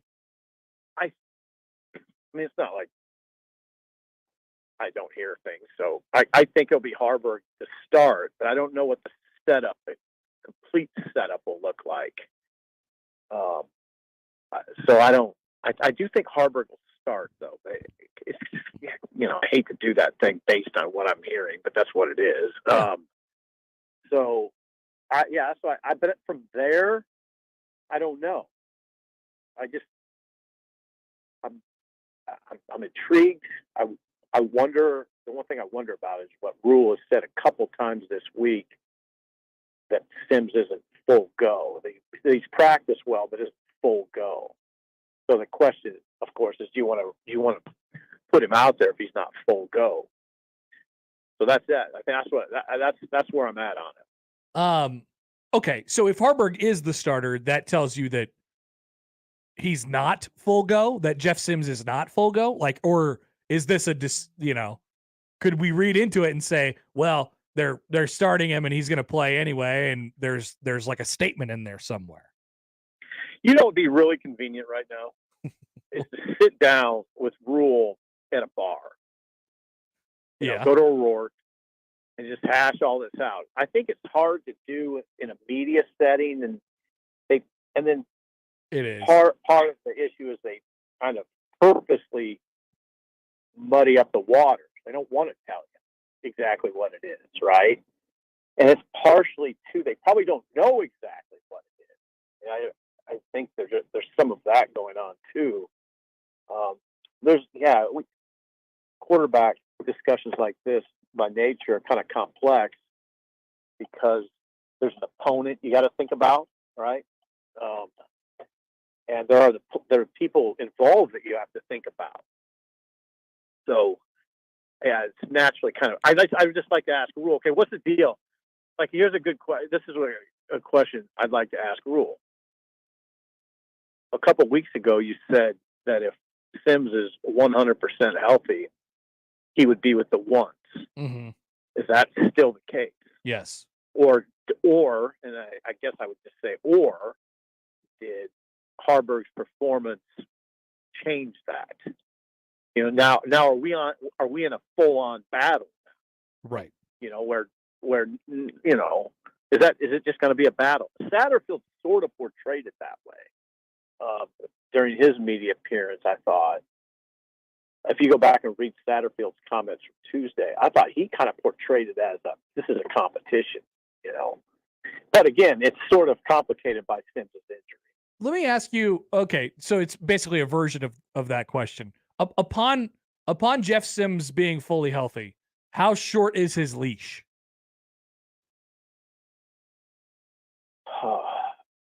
Like, do you think it could, you know, it's as short as like, I don't know what it would be. It's not a black and white situation, but like, do you think we could see that move happen this week if that were the case? Well, yeah, like you said, it's sort of, there's the gray there. Like, what are the parameters here? Is it just one turnover and then he's out? I don't know. What's the situation in the game? What was it really? You know how all turnovers aren't all made the same, right? So a lot of it, it's hard. But I would think, I think common sense, and I think your listeners are probably tearing their hair out at this point, listening to me talk around it. At this point, it's got to be short. It's got to be a short leash. Agreed. That's it. Yeah. It has to be. I mean, anything else would defy conventional wisdom, right? You can't have a quarterback who has a propensity for turning it over and keep playing it. It defies logic. So that's the answer. It's got to be a short leash. I'm with you. Steve Sipple of Husker Online on 3.com is with us. So elsewhere offensively, is this the week that we start seeing some different guys move in at wide receiver? I mean, we there wasn't a whole lot there. Look, and Sipple, Billy Kemp has been sort of, you know, underwhelming in this category as well. And some of that is just due to what he has sort of around him. I guess, what's Nebraska's best solution to the problem they have on the outside right now? The transfer portal. But in the meantime, they have to make it work. And they've worked guys. And, you know, Malachi got in the last 2 weeks very briefly. Malachi Coleman. We saw Jalen Lloyd a little too. Yeah, Jalen Lloyd a little bit. So that's sort of the answer. I mean, that's it. That's the answer. I think they'll try to keep working those guys in. It'd be nice if Jaden Doss was available. I don't know what the timetable is on that. Doss, I think, was the best of those freshmen, and you know, he never really captured the imagination of the fan base because he hurt his arm in August before there was much buzz about it. I had just begun hearing from people that Sipple Doss is the guy to watch here, and then boom, I heard it. And then a day and a half later, I was at practice and saw him trot off the field to a trainer and get work on his arm. So it was it's been kind of unfortunate.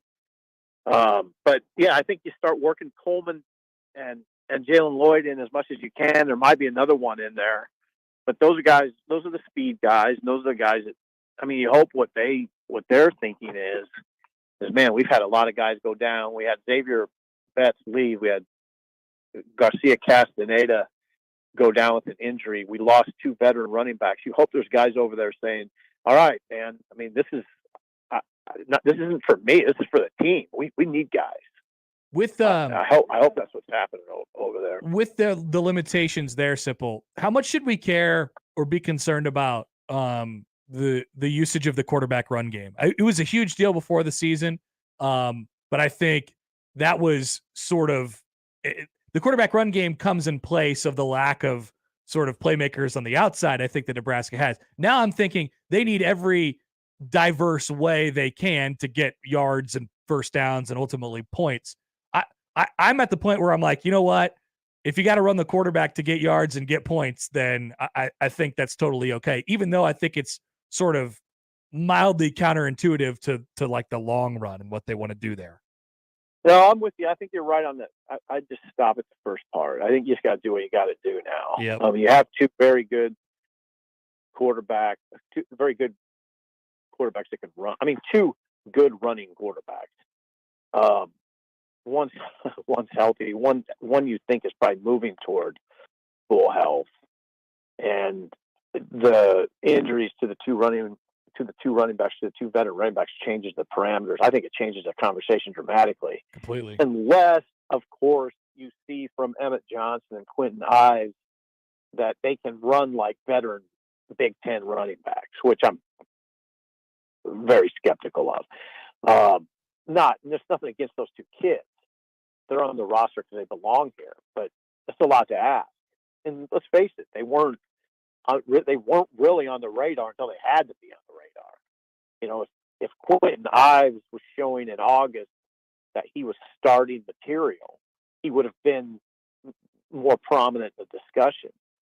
But, you know, that's the way it works.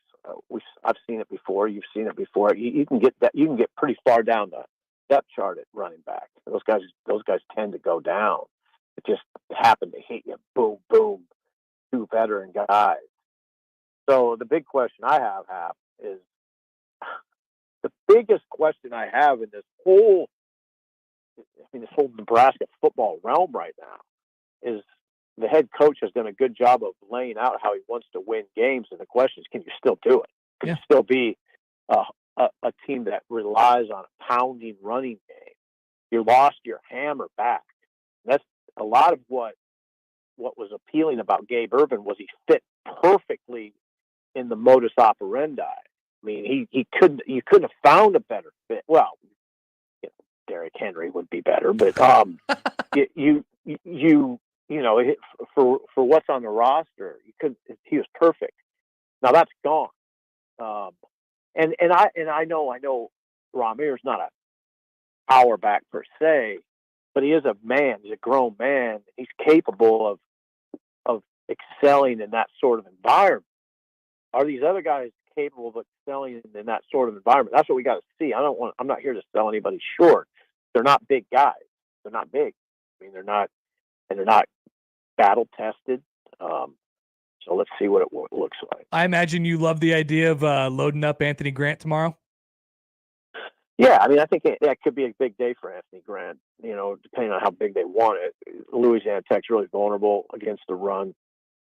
And yeah, I bet if you got him 20 carries, he's going to get you 130, 140. If that's what you want to do, I think I think I hate it when we talk about football. We always talk about, you know, you got to be careful. You got to have a pitch count. You got to be thinking down the line. I hate it. I hate those discussions, but they're real. And in this case, they're real. This Grant is, his value right now is enormous. No doubt. Steve Sipple from Husker Online on 3, also of 93.7 The Ticket. Sipple, appreciate the time. We'll talk to you later. We'll talk to you next week. I'll see you tomorrow. How about that? I will not be there tomorrow. I have big red overreaction. Oh, my reaction to that is negative, but have fun with that, okay? Thanks, Sipple. See you next week. Yeah, you're welcome. All right, that's Steve Sipple. Even Steve Sipple has a negative reaction to just the idea of hosting Big Red Overreaction. Interesting. But that's when you hear from the most important voice. Yours, There. the fans. Yeah. I just saw a a stat. Average depth of target. There's a stat for everything now. I saw this morning. Have you seen average depth of target? I saw this chart this morning. Okay, good. So I guess the median of this, like it goes between 5 yards and 12.5 yards. So basically, Cincinnati is the worst team in the country at the average depth of target, which means teams are just throwing deep on them, basically, constantly. We're gonna throw deep on you. The number one team in the country, average depth of target, who teams feel like they have to sort of dink and dunk against, Auburn. Number 2, Iowa. Interesting. And usually some of your best defenses in the country are going to be in the top, 10 here. How about Kansas in the top 5? Nebraska sitting at number 33 at the moment, which is 2 spots better than Michigan, the opponent next week. By the way, Louisiana Tech, bottom 5. If there was a week where Nebraska could uncork a couple, maybe this is the week. I like that. If it wasn't this week, it wouldn't be at all. They won't be uncorking anything if they don't do it this week. We'll take a call on the other side. That's okay. But let's take a break. I still got the keys. I got the peas. And we'll get on out of here. All to come in the 1 o'clock hour on a Friday. The Connor Happer Show on 1620 The Zone. But first, snap into NFL action this season with FanDuel, America's #1 sportsbook. Right now, new customers get $200 in bonus bets guaranteed when you place a $5 bet. $200 in bonus bets, win or lose, by just placing a $5 bet. If you've been thinking about joining FanDuel, that offer has got to entice you a little bit right there. No better time to get on the action.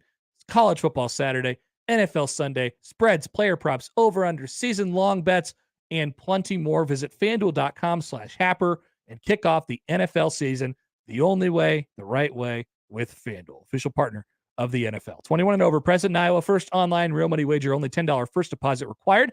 Bonus issued is non-withdrawable bonus bets that expire 7 days after receipt. Restrictions apply. See terms at sportsbook.fanduel.com. Gambling problem? Call 1-800-BETS-OFF. Live from the Host Coffee Studio, this is 1620 The Zone. Email any of our shows anytime into the Equitable Bank inbox.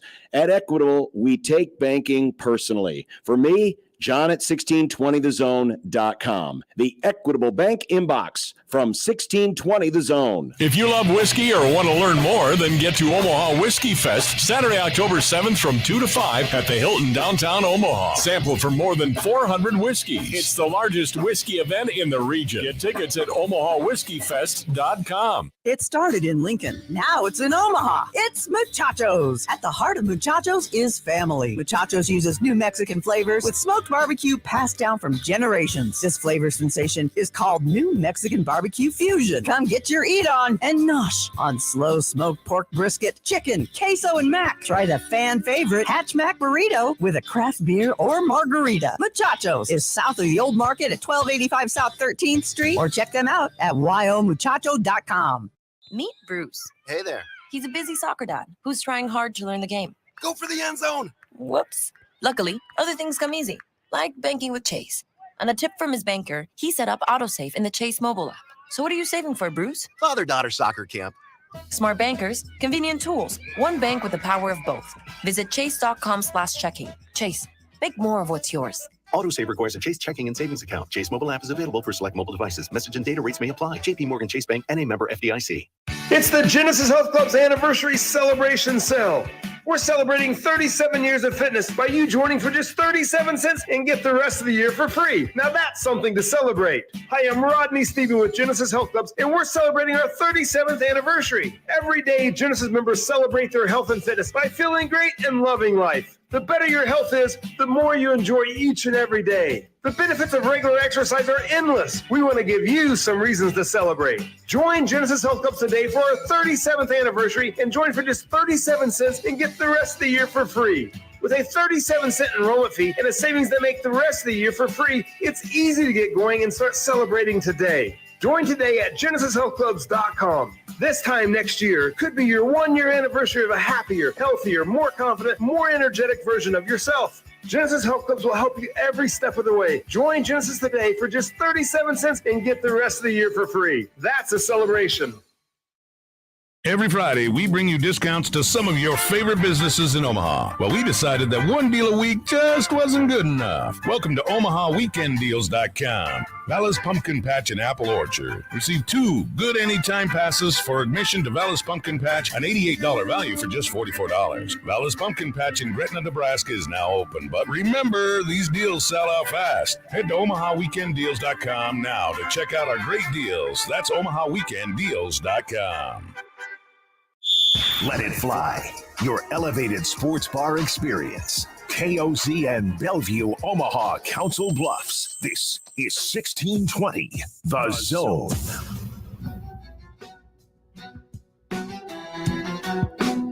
All right, 1 o'clock hour. Get your final thoughts in at Happer Show on the J-Tech Construction Zone Twitter feed or on the Equitable Bank inbox. We'll take a call here in just 1 second. This is from Anthony. Hi, Anthony. This might brighten your day on a cloudy,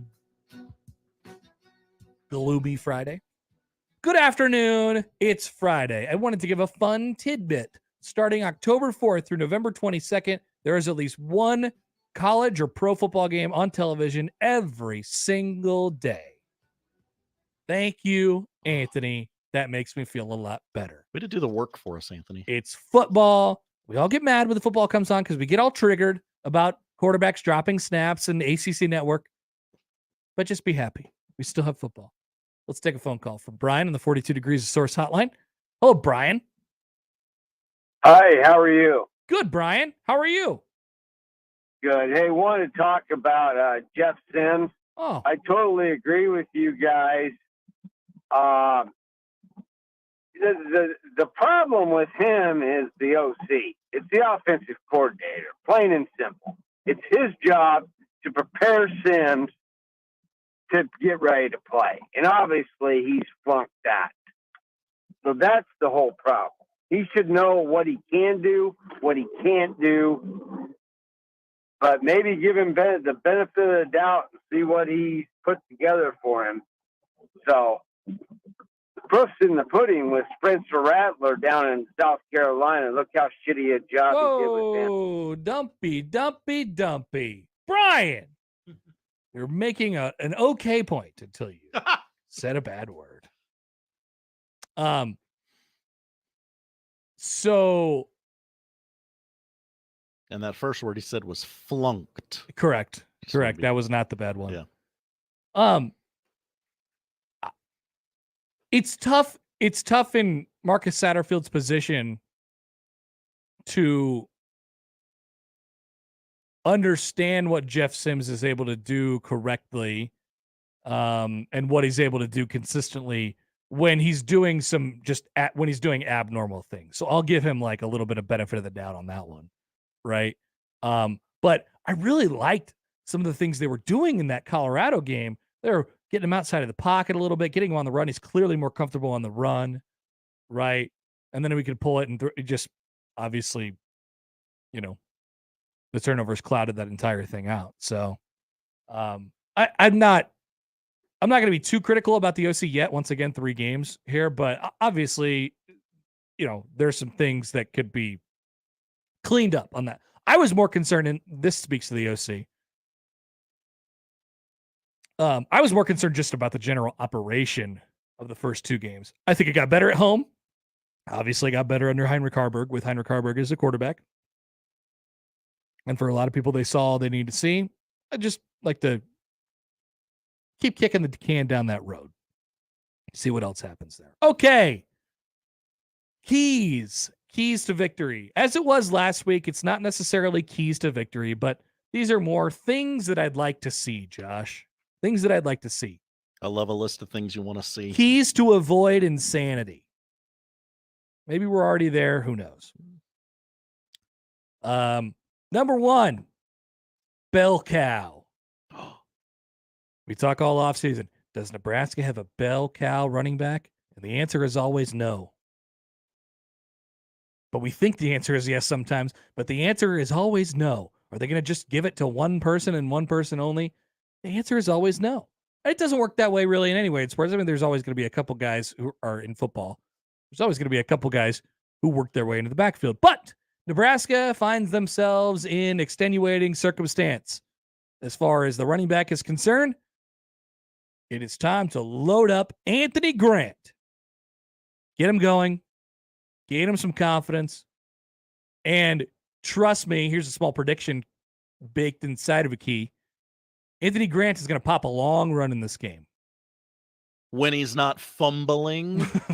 Remember, he fumbled, Connor. That's true. He did fumble. He has fumbleitis, according to Matt Rhule. Anthony Grant is going to pop a big run in this game. A 50 yards or longer run. Oh, that'd get the stadium popping. I'd love to see Nebraska achieve some balance in their offense this week. And I think that means run the football with the running back. Don't be afraid to let that quarterback throw it either. I feel okay about either one of them, whoever it is, throwing it around a little bit against against Louisiana Tech's defense. But I think get Grant going first. I would love to not be able to lean on the quarterback run as much as Nebraska has in their first 3 games in order to get wins. Some of that is, I think, because of what Heinrich Haarberg, just what his skill set is last week. So that's where it throws off your total a little bit. But I think Anthony Grant, get him established and get him moving. And you could be seeing a little bit of what he was at the beginning of last year. Number 2, let's see something that we haven't seen consistently around Nebraska football in a long time. They executed it one time last week, and it looked beautiful. And I had realized how much I missed it. Give me some screen game, Josh. Oh, hello. Give me some screen game. When it's not working with the receivers, what do? Screen game. Louisiana Tech's going to blitz. They're going to bring them. They're going to blitz quite a bit. And I think they may have some success doing so. It speaks to, once again, the protection issues that coaches were talking about a little bit earlier in the week with a guy like Ives or even Emmett Johnson. Especially when Nebraska's wide receiver room is in the current state that it is. Guys are going to have to get open. How do you alleviate some of the pressure? Nebraska used a screen or two against Northern Illinois. It looked clean. I liked it. It was the first time since the Mike Riley era where it looked even remotely clean. Keep them honest. Throw a little screen out. And you can get the quarterback going in the run game as well. But, bootleg game, misdirection game, a little bit like that. It can't be too long developing because Nebraska's got to protect it. But I'm intrigued in some counter punches in the screen game for Nebraska tomorrow. I think they'll hit on a couple of those. And maybe that's where you can get Emmett Johnson and Quentin Ives involved. I wouldn't be surprised if one of those guys catches a nice long screen. There's another prediction baked inside of a key. Ooh.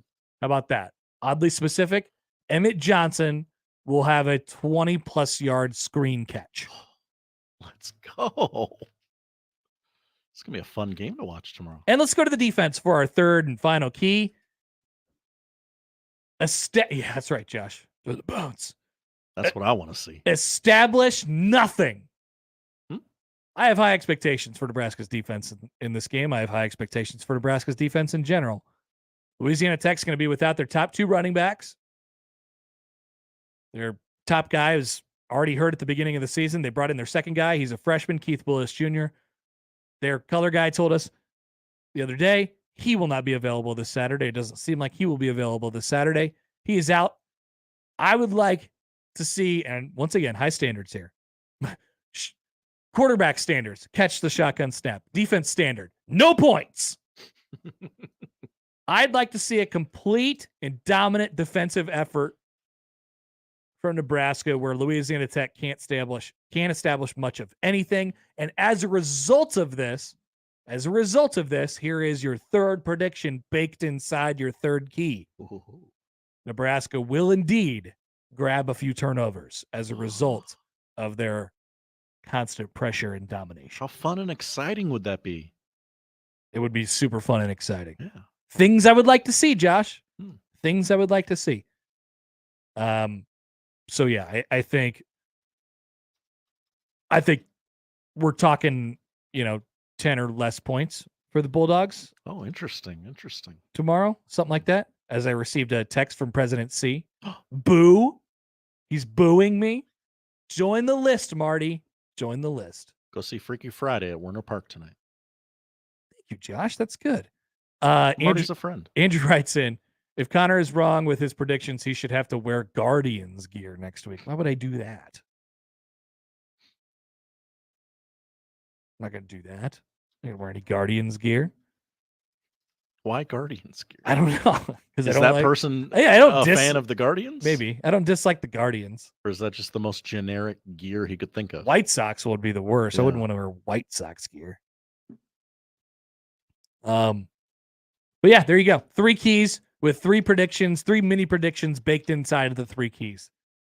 Bell cow, screen game, established nothing. We'll come back. We have our picks for the weekend. A loaded college football slate.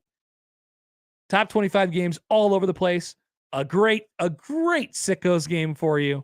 And then, of course, Nebraska and Louisiana Tech, our final score of that one as well. When we return on the Connor Happer Show on 1620 The Zone.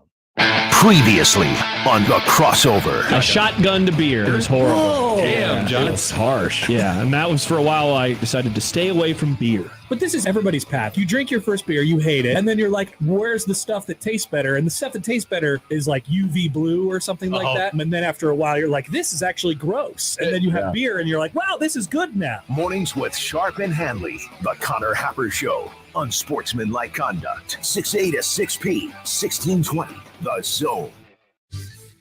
Your Omaha area forecast from Canoyer Garden Center and KETV Newswatch 7 on 1620 The Zone.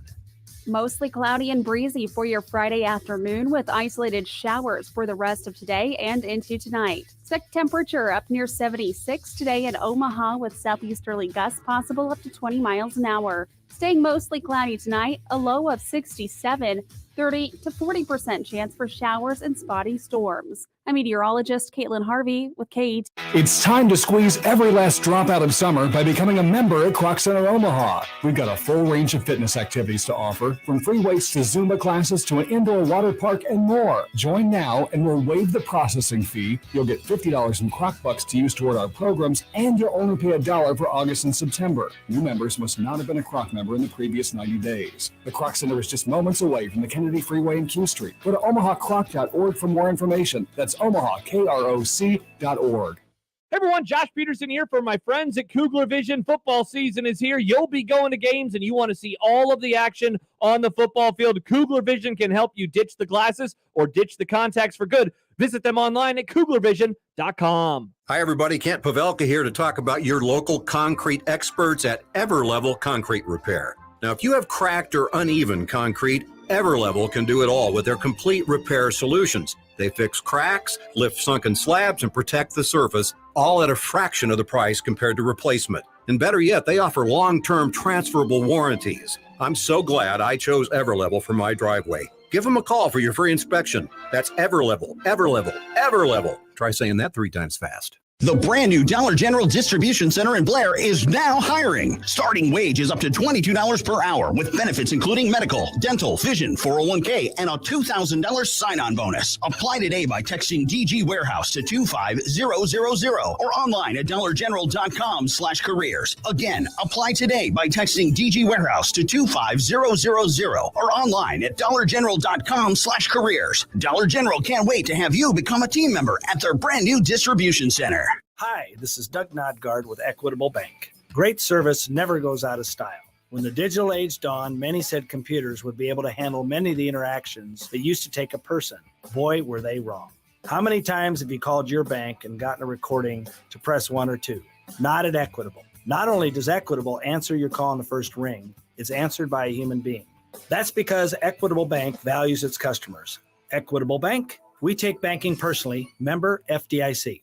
Get a full breakdown of what went right and what went wrong immediately after every Nebraska game with Big Red Overreaction, presented by Equitable Bank. we take banking personally. And by Coors Light, keeping Nebraska chill. Also brought to you by Chase Senate Contracting, Tinman's Collision Center and Mechanical Repair, and Rotella's Italian Bakery. Immediately after the game, join the show and sound off with the good, the bad, and the ugly. Big Red Overreaction with the Keg and 1620 The Zone.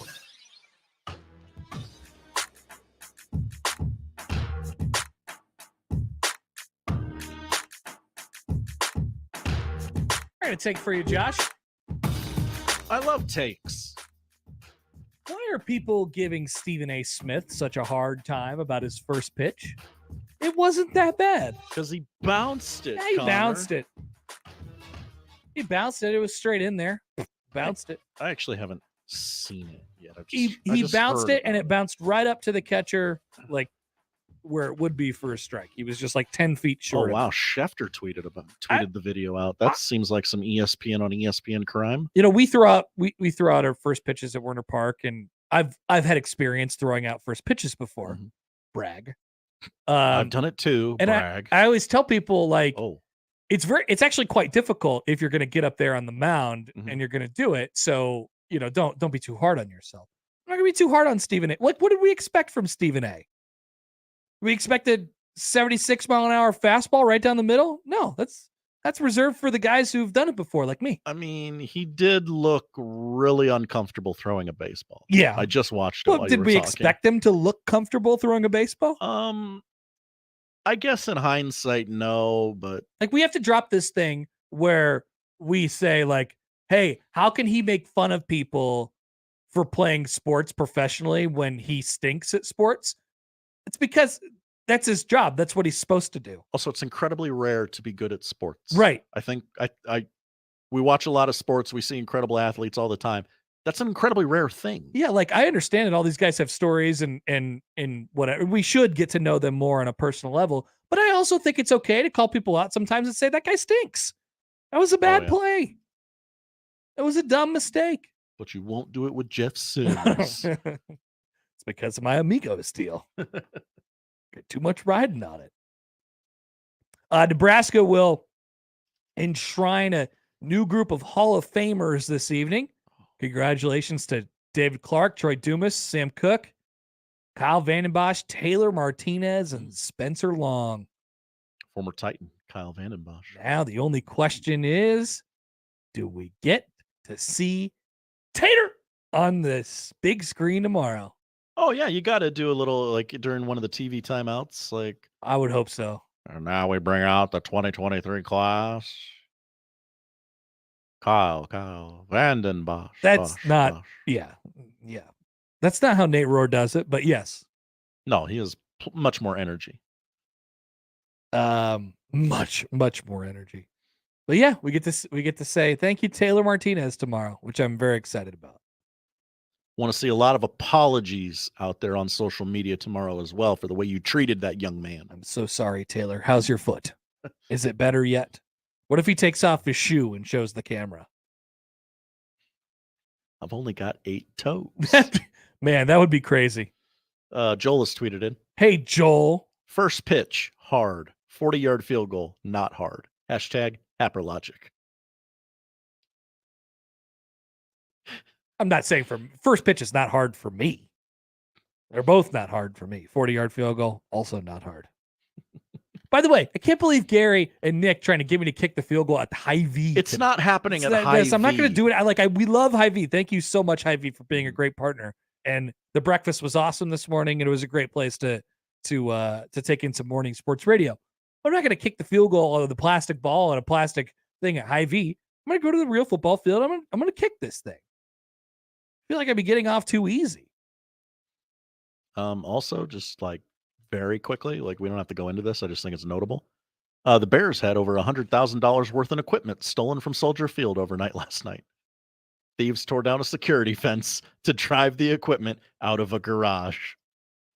The Chicago Bears were the victim of a heist last night? Yes. Is this what you're saying? 6 figures of damage. Oh, my God. This is from ABC 7 in Chicago. What's going on with the Bears? I think Roger Goodell needs to pick up the phone and be like, hey, you guys good over there? What's going on? Kevin Warren, once again, has a lot on his plate.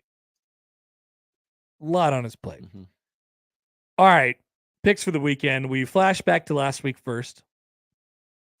Josh Hodson is off to a fireball 15-5 start in picks this year. Fireball. That is truly incredible stuff, Josh. Bet with me, you're making money hand over fist. He has gone 4-2, 6-1, and 5-2 in his first 3 weeks. Hey, Cowherd, eat me. I have just stayed the course, stay steady with 3-4, or 3-3, 3-4, and 4-3. So 10-10 for me on the year. That's fine. That's fine. The exact place you want to be, right? I feel fine about that. You're going to win some, you're going to lose some, you're going to get lucky some, you're going to get unlucky some. Mm-hmm. You bet with Connor, you're not losing money. No. You're having fun each and every weekend. Maybe until this week, though. Let's begin with our picks. I'm going to bring up FanDuel just to make sure I have all the updated lines here. Up-to-date lines, the best, easiest to use sportsbook in America. That's the FanDuel Sportsbook. That is indeed correct. Oh, good to know that Colorado has their own tab on the FanDuel Sportsbook. Yes, they do. So if you're interested in anything. They also have player props in a lot of places where a lot of the college games don't. Like you can get anytime touchdown players. God bless them. God bless them. We begin. Number 19, Colorado. Undefeated number 19, Colorado. Is at number 10, Oregon, who is a 21.5 point favorite. It moved. Tomorrow. That is the latest line. We'll lock it in there. 2:30 on ABC. Josh, you are the leader in the clubhouse. Mm-hmm. You get the first choice on Colorado, Oregon. No Travis Hunter for Colorado. Boy, been awfully quiet on the ESPNs about it has been Colorado. It has been. Not Wonder much chatter. why they're not hyping up the Buffaloes this week, because they are going to lose by 21.5 points or more. Give me the Ducks. Are you sure? No. Okay. I'm not sure, actually. I've been thinking Oregon all week. Shadur Sanders, really good. It's 3 touchdowns, Josh. Like that half is actually significant to me. Yeah. Because I was kind of thinking 21 was like right where it was going to be. Oregon is a team that's built pretty well to crush Colorado.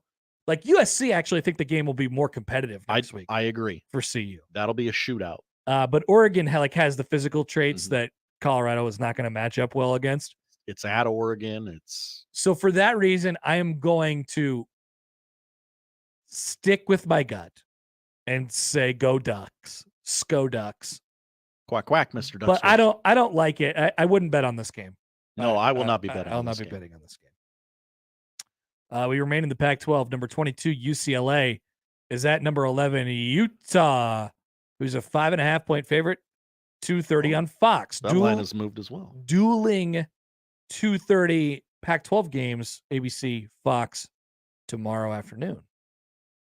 I will go first here because it is my turn. 5.5 is an odd number. And when I see 5.5 up there, it tells me that nobody knows exactly what's going to happen in this game. Okay. It's called the Vegas zone. Good, because that's the way I feel about this game. And I'll take the dog. Give me number 22, UCLA, plus 5.5. Utah's at home. They get Cam Rising back, it looks like. I guess give me the Utes. No confidence in it, though. Yeah, but I think that'll be the consistent theme with this week's picks. No confidence. Number 14, Oregon State, is a 3-point favorite at number 21, Washington State. This game will follow UCLA Utah, 6:00 on Fox in the we'll call this the Spirit Bowl. Why don't we call this the Spirit Bowl, Josh? A lot of talk of Pac-12 tradition during this game, I imagine. Did you see that they had like a teleconference where they made a whole banner where they made logos? They had the 2 logos on the banner. These guys are connected forever, etched in history together. Unfortunately, they'll be walking into their conference death this offseason. Yes. We'll see what happens with that, but they'll play each other on the gridiron, and it will be one good battle. Josh, you get to pick first. Washington State's the home team. They beat Wisconsin earlier. They've had the tougher schedule to this point. Give me Washington State +3. I love Oregon State. I Mm. love Oregon State. Okay. I love me some Jonathan Smith. I love me some physical football. Give me the Beavs. Uiagalelei? Give me DJU. Uiagalelei as well. Oregon State -3. Number 6, Ohio State, who's got more questions, it seems, than answers at this point, even though they are undefeated, is at number 9, Notre Dame. Ohio State is a 3.5-point favorite in this game. 3.5. 6:30 NBC. Get the Notre Dame broadcast for this sucker.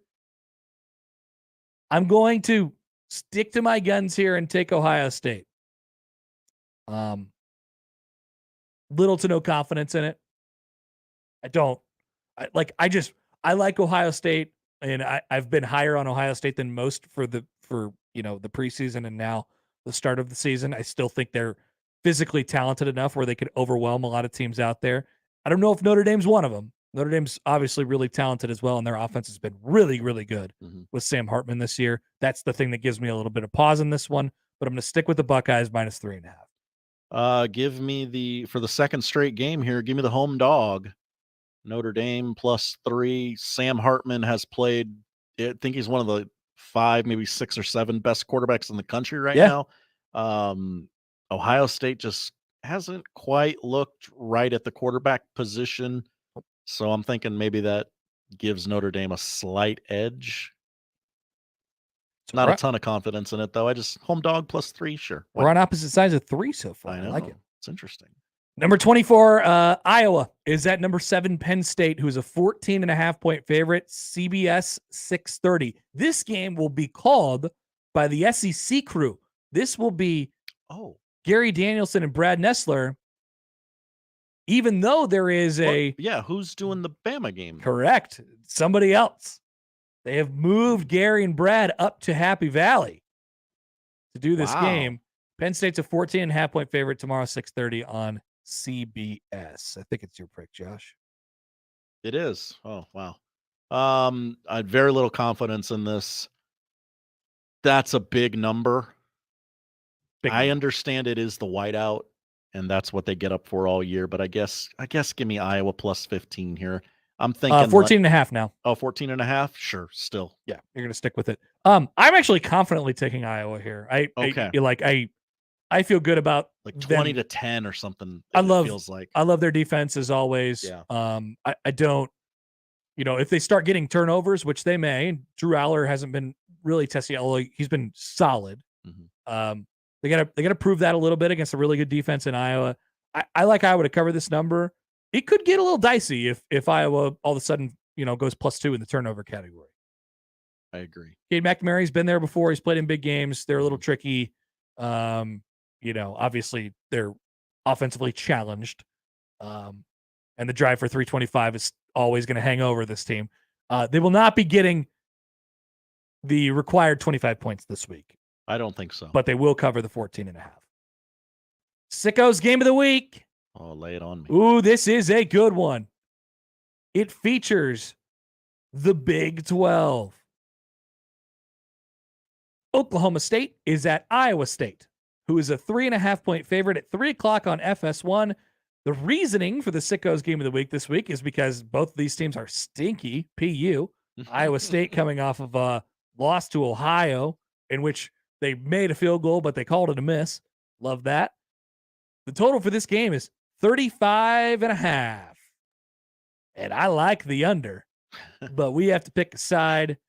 And my side is Iowa State, the home favorite, -3.5. They bounce back. Oklahoma State is in deep, deep trouble. Iowa State has only scored 50 points this season. Did you know what to do when you saw the line for this game? Like which side? Yeah. Were you No.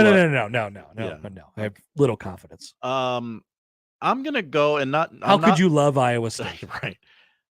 I'm gonna go Okie State here. I don't know. He doesn't know. Little bit of pride for Mike Gundy. It is his birthday today, after all.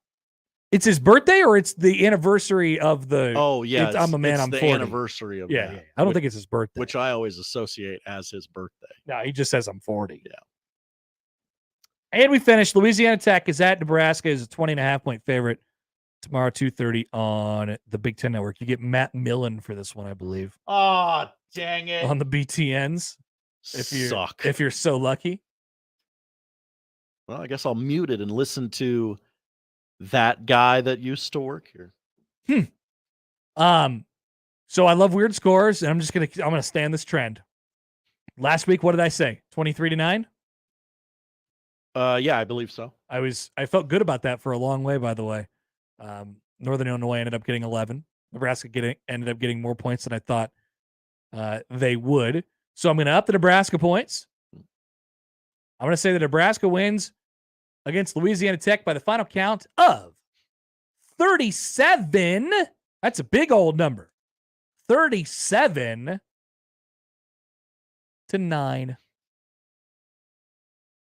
What does it say? 38-9.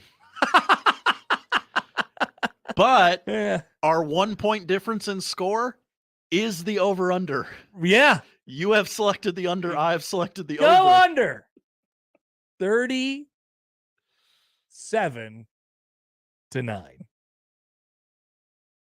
Give me 38-9. And by the way, that's not a Nebraska cover. Or no, yes it is. Yes, it is. Sorry. Yes, it is. By 30. All right. Those are our picks. Tail him if you're looking at Josh Hodson, because he's so hot right now. We'll take a break, pull questions, tell you what to watch on the other side on 1620 The Zone. Remember, no matter how you listen, it's still AM radio. 1620 The Zone. The cigar enthusiasts at Hearth Cigars and Pipes are a pretty diverse bunch of humans.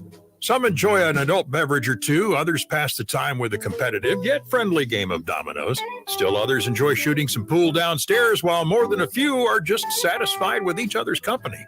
The common thread with all of them is the awesomeness that is their favorite cigar from the humidor.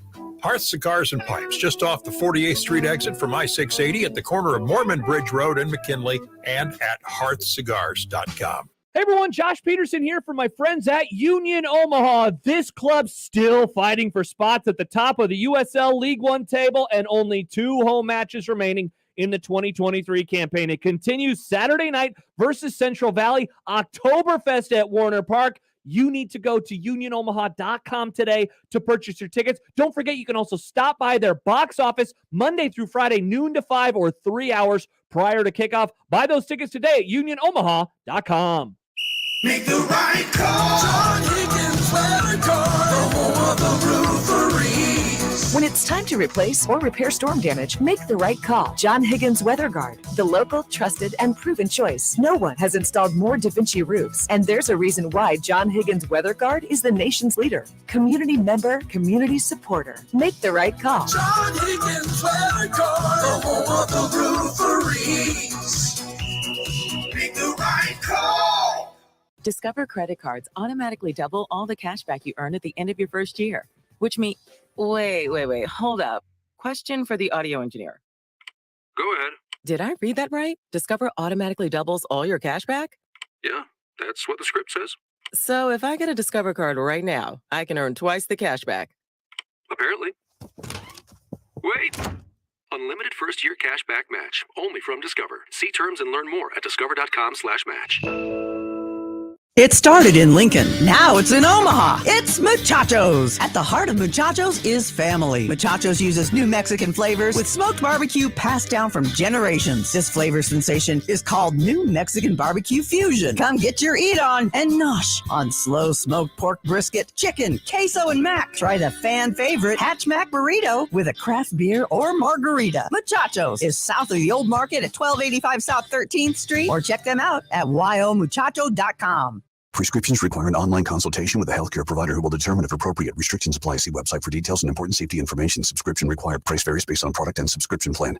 Hey guys, did you know there's a generic form of Viagra that works just the same, but is 95% cheaper? And you can get it online? Just go to hims.com/radio. Through Hims, you'll get a free medical consultation, discreet shipping if prescribed, a 100% online process, and trusted generic alternatives to the name brands at up to 95% off. That's right. Get generic for Viagra, the same active ingredient as brand name Viagra, but for 95% less. It's the same medication, still prescribed by a licensed medical provider, but with zero copay, no expensive appointments, and no awkward face-to-face conversations. To start your free online visit, you need to go to this exclusive address, hims.com/radio. That's hims.com/radio for your free online visit. HIMS.com/RADIO.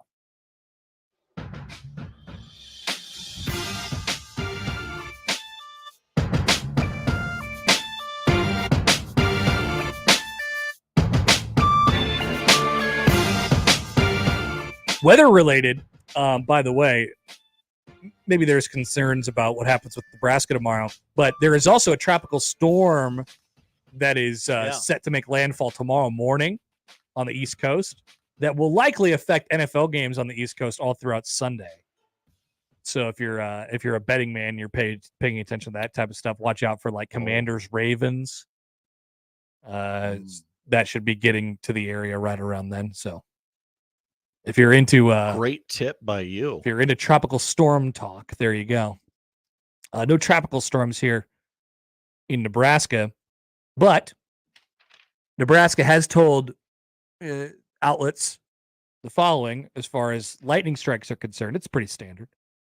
If there is a lightning strike, it's an automatic 30-minute delay within 8 miles. 8 miles, it automatically triggers a 30-minute delay, and then you can't start till 30 minutes after that, and then it restarts the clock anytime a lightning strike hits in the 30 minutes and within the 8 miles.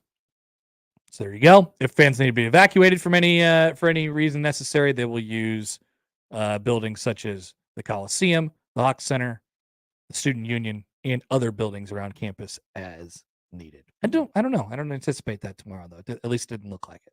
Let's hope not. Let's hope not. Yes, we'll cross our fingers.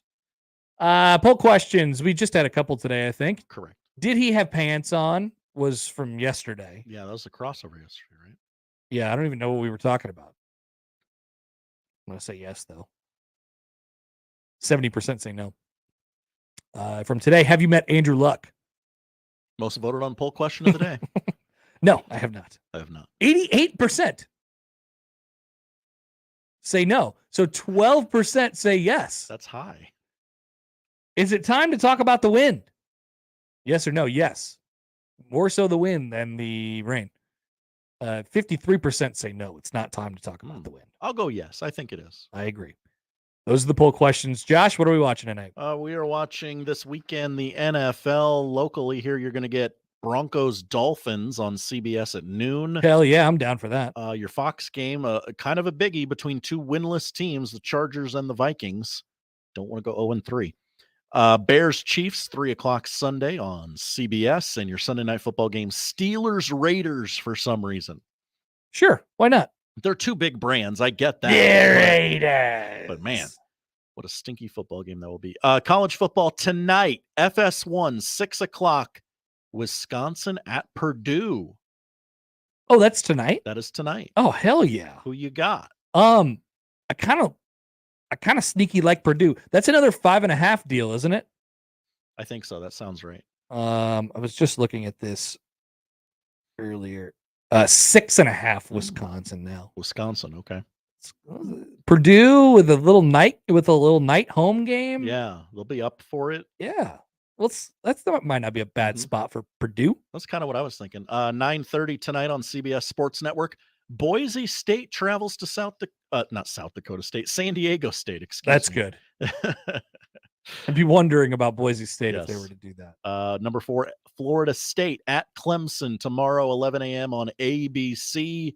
Ole Miss, Alabama tomorrow, 2:30 on CBS with, a couple of nobodies calling the game apparently.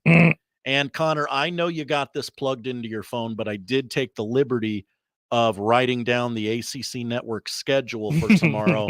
At 11, you got a triple header on ACC Network tomorrow. Army, Syracuse at 11, Boston College, Louisville at 2:30, and the 7:00 game is number 17, North Carolina at Pitt. No comment? Okay. I don't watch the ACC Network much. Tim does. Yeah, so we'll it just let him shows. do it. Baseball this weekend, Blue Jays Rays tonight on ESPN Plus, Diamondbacks Yankees tonight and Sunday on ESPN Plus, Mets Phillies on Apple tonight, Giants Dodgers on Apple tonight at 9:00, and that is the Sunday night baseball game this weekend. Second round of the WNBA playoffs start on Sunday. The Connecticut Sun against the New York Liberty at noon on Sunday on ESPN. 4:00 Sunday on ESPN2, the Dallas Wings take on the Las Vegas Aces. And finally on Peacock this weekend, the Continental: from the world of John Wick. In this 1970s set prequel to the films, Winston Scott navigates the titular hotel's mysterious underworld. Mel Gibson's in this show. There's Connor. a John Wick prequel. Yeah, it's a TV series, limited series. I believe it's 3 episodes. So this is basically the John Wick universe is like the Marvel universe now. Yes. Okay. Mel Gibson's in it. Not everything needs to be a thing. Yeah, some things can just be. Some things can just be what they are. Yeah, the thing we like and appreciate. It doesn't have to grow. While I am interested in the universe that these people live in, we don't have to make a whole show. We don't have to answer it. Like some of the great part of movies and TV shows is unanswerable questions. We're left to think about it on our own. Great take by you. Using our own imagination. But I guess we have to answer all the questions now. We do. Josh, thank you. Thank you, Connor. That is what we're watching, and that is the show. Have yourselves a nice weekend. Big Red Overreaction comes to you at around 6:00 tomorrow. Oh, let's hope so. With yours truly and Nick Hanley and Chance. Chance going to be sitting in this very seat. That is exactly right. We're going to make sure everything goes perfectly right. We're going to give Chance a nice introduction to the brand new phones we have that are great. It's like whack-a-mole with these phones. Join us tomorrow for that. And then, of course, on Monday as well. Have yourselves a good weekend. The crossover's next. Live from the Host Coffee Studio, this is 1620 The Zone.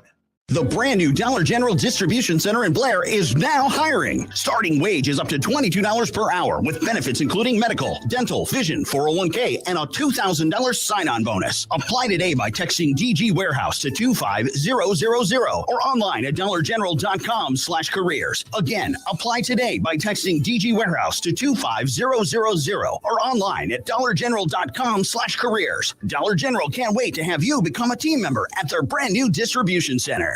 It's the final weekend. Grand opening of 42 Degrees at 85th and Andermatt Drive in Lincoln. It's a September to remember with 42% off everything. E-juice, Kratom, disposables, CBD, Delta products, pipes, vaporizers, and candles. All 42% off. Visit 42degrees.com. Stop by the new store or any location. Talk to the most knowledgeable staff who'll find just the right product for you at 42% off during our Lincoln grand opening. 42 Degrees. Buy your mom's house. Certain restrictions apply. This product contains nicotine. Nicotine is an addictive chemical.